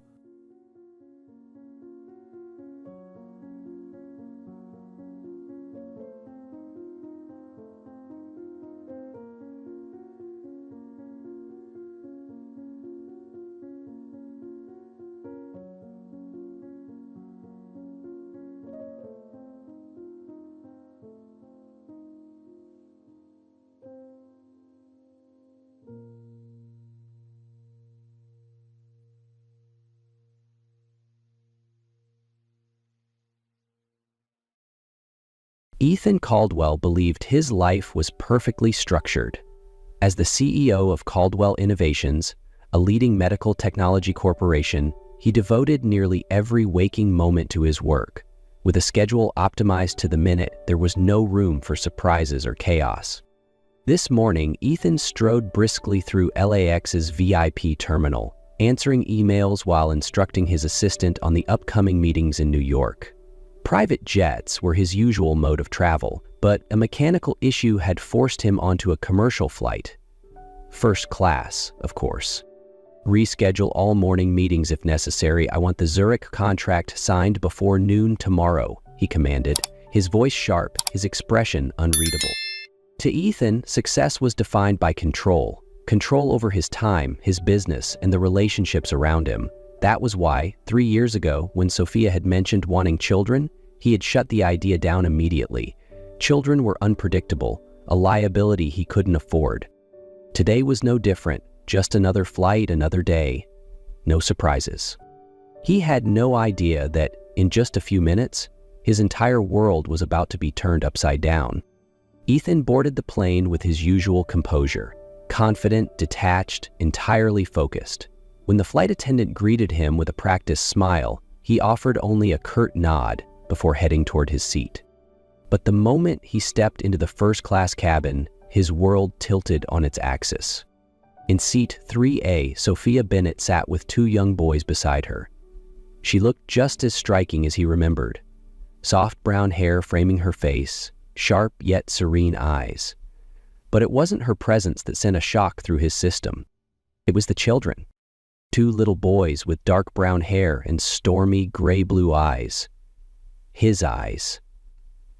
Ethan froze mid-step, breath catching in his throat. One of them looked up and spoke in a clear, innocent voice. "Mama, can I have my tablet now?" "Mama." The word hit Ethan like a thunderclap, reverberating through his chest. His fingers curled into fists, his heartbeat pounded against his ribs. He felt as if the air had been knocked out of his lungs. Sophia gently handed the child his tablet while the other twin leaned against her shoulder, clutching a well-worn stuffed elephant. They looked around 3 years old. His brain clicked into calculation mode. 3 years ago. The divorce, the timeline, the possibility. No, the certainty. It felt like a punch to the gut. Then, as if sensing his presence, Sophia looked up. Their eyes met, and for a split second, he saw raw panic flash across her face before she quickly looked away, pulling both boys closer. Ethan remained frozen, his mind unraveling in ways it never had before. He had built his empire on control, controlling risks, variables, and outcomes. But this was chaos. Finally, moving on autopilot, he took his seat, directly behind them. For the next 7 hours, Ethan didn't check his emails. He barely noticed the flight at all. All he could hear was the sound of laughter, quiet whispers, and the undeniable truth that shattered every carefully constructed plan he'd ever made. He had children. At exactly 10 a.m., Sophia Bennett stood in the sleek marble lobby of Caldwell Innovations, her heart pounding against her ribs. The security guard scanned her ID, his brows raising slightly as he read her name, Bennett. "Ms. Bennett, Mr. Caldwell is expecting you," he said, handing her a visitor's badge. Sophia clenched her fingers around the strap of her purse as she stepped into the elevator. She had spent the entire night preparing for this conversation. Ethan now knew about Noah and Liam, something she had worked tirelessly to keep from him for 3 years. Once, this building had been part of her life, back when she had been Mrs. Caldwell. Now, it was simply a monument to a world she no longer belonged to. When she entered Ethan's office, he stood by the floor-to-ceiling window, his back to her.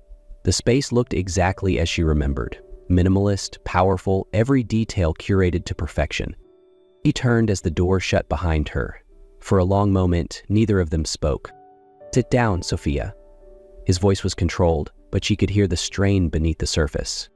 She sat, spine straight, bracing herself. "Were you ever going to tell me?" Ethan's voice was rough, anger barely restrained. Sophia inhaled deeply. "I don't know," she admitted. "At first I planned to, but then I saw you on TV. announcing another corporate expansion. You looked so proud. You said it was possible because you had no distractions, no responsibilities. I was 8 weeks pregnant that night. Silence stretched between them.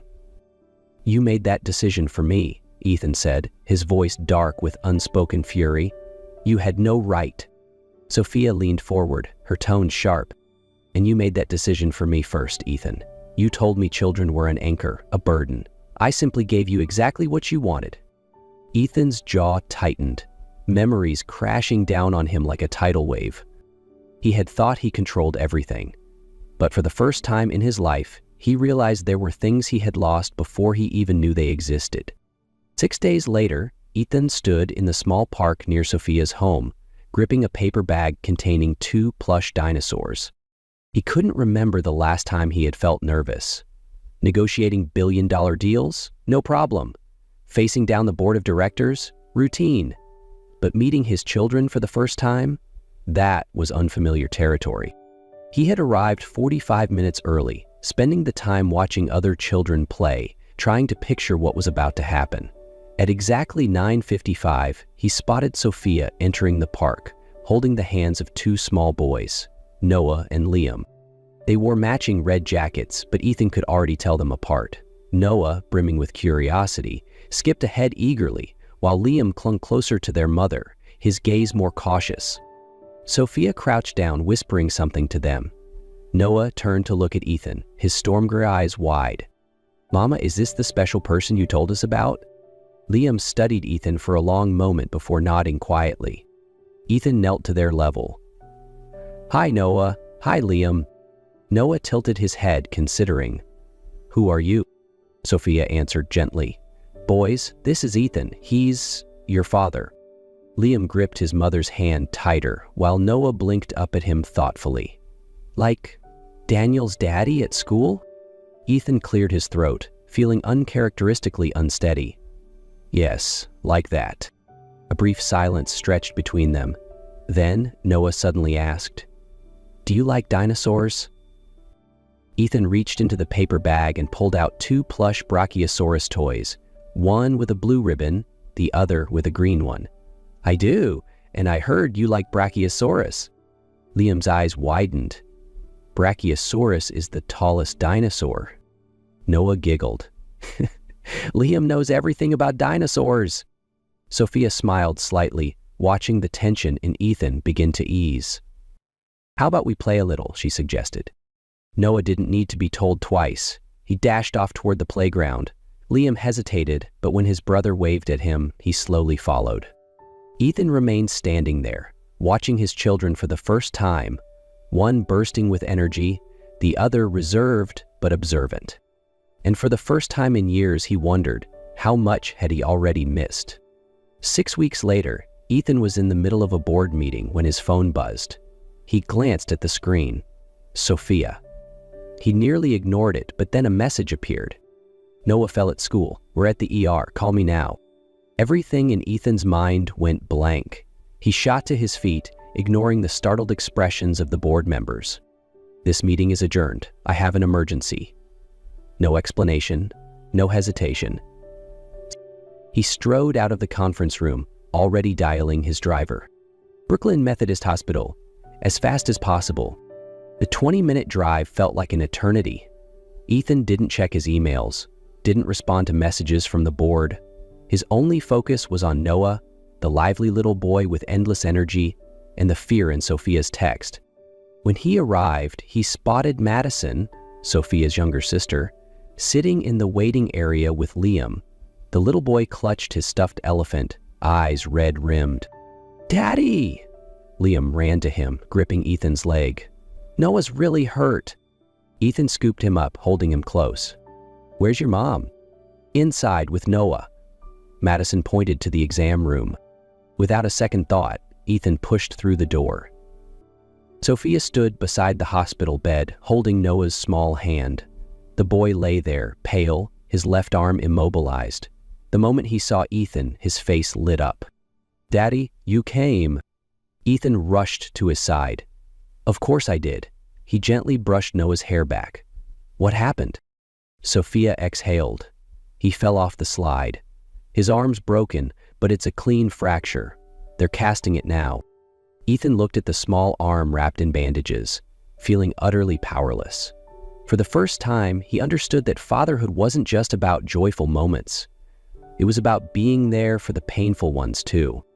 Hours later, Ethan sat in the hospital waiting room, the sterile scent of antiseptic filling his senses. Every passing minute dragged on as he replayed the moment Noah had cried out in pain. His hands clenched into fists. This was a different kind of waiting than he was used to. In the boardroom, he was always in control, always making decisions. Here, he could do nothing but sit and hope.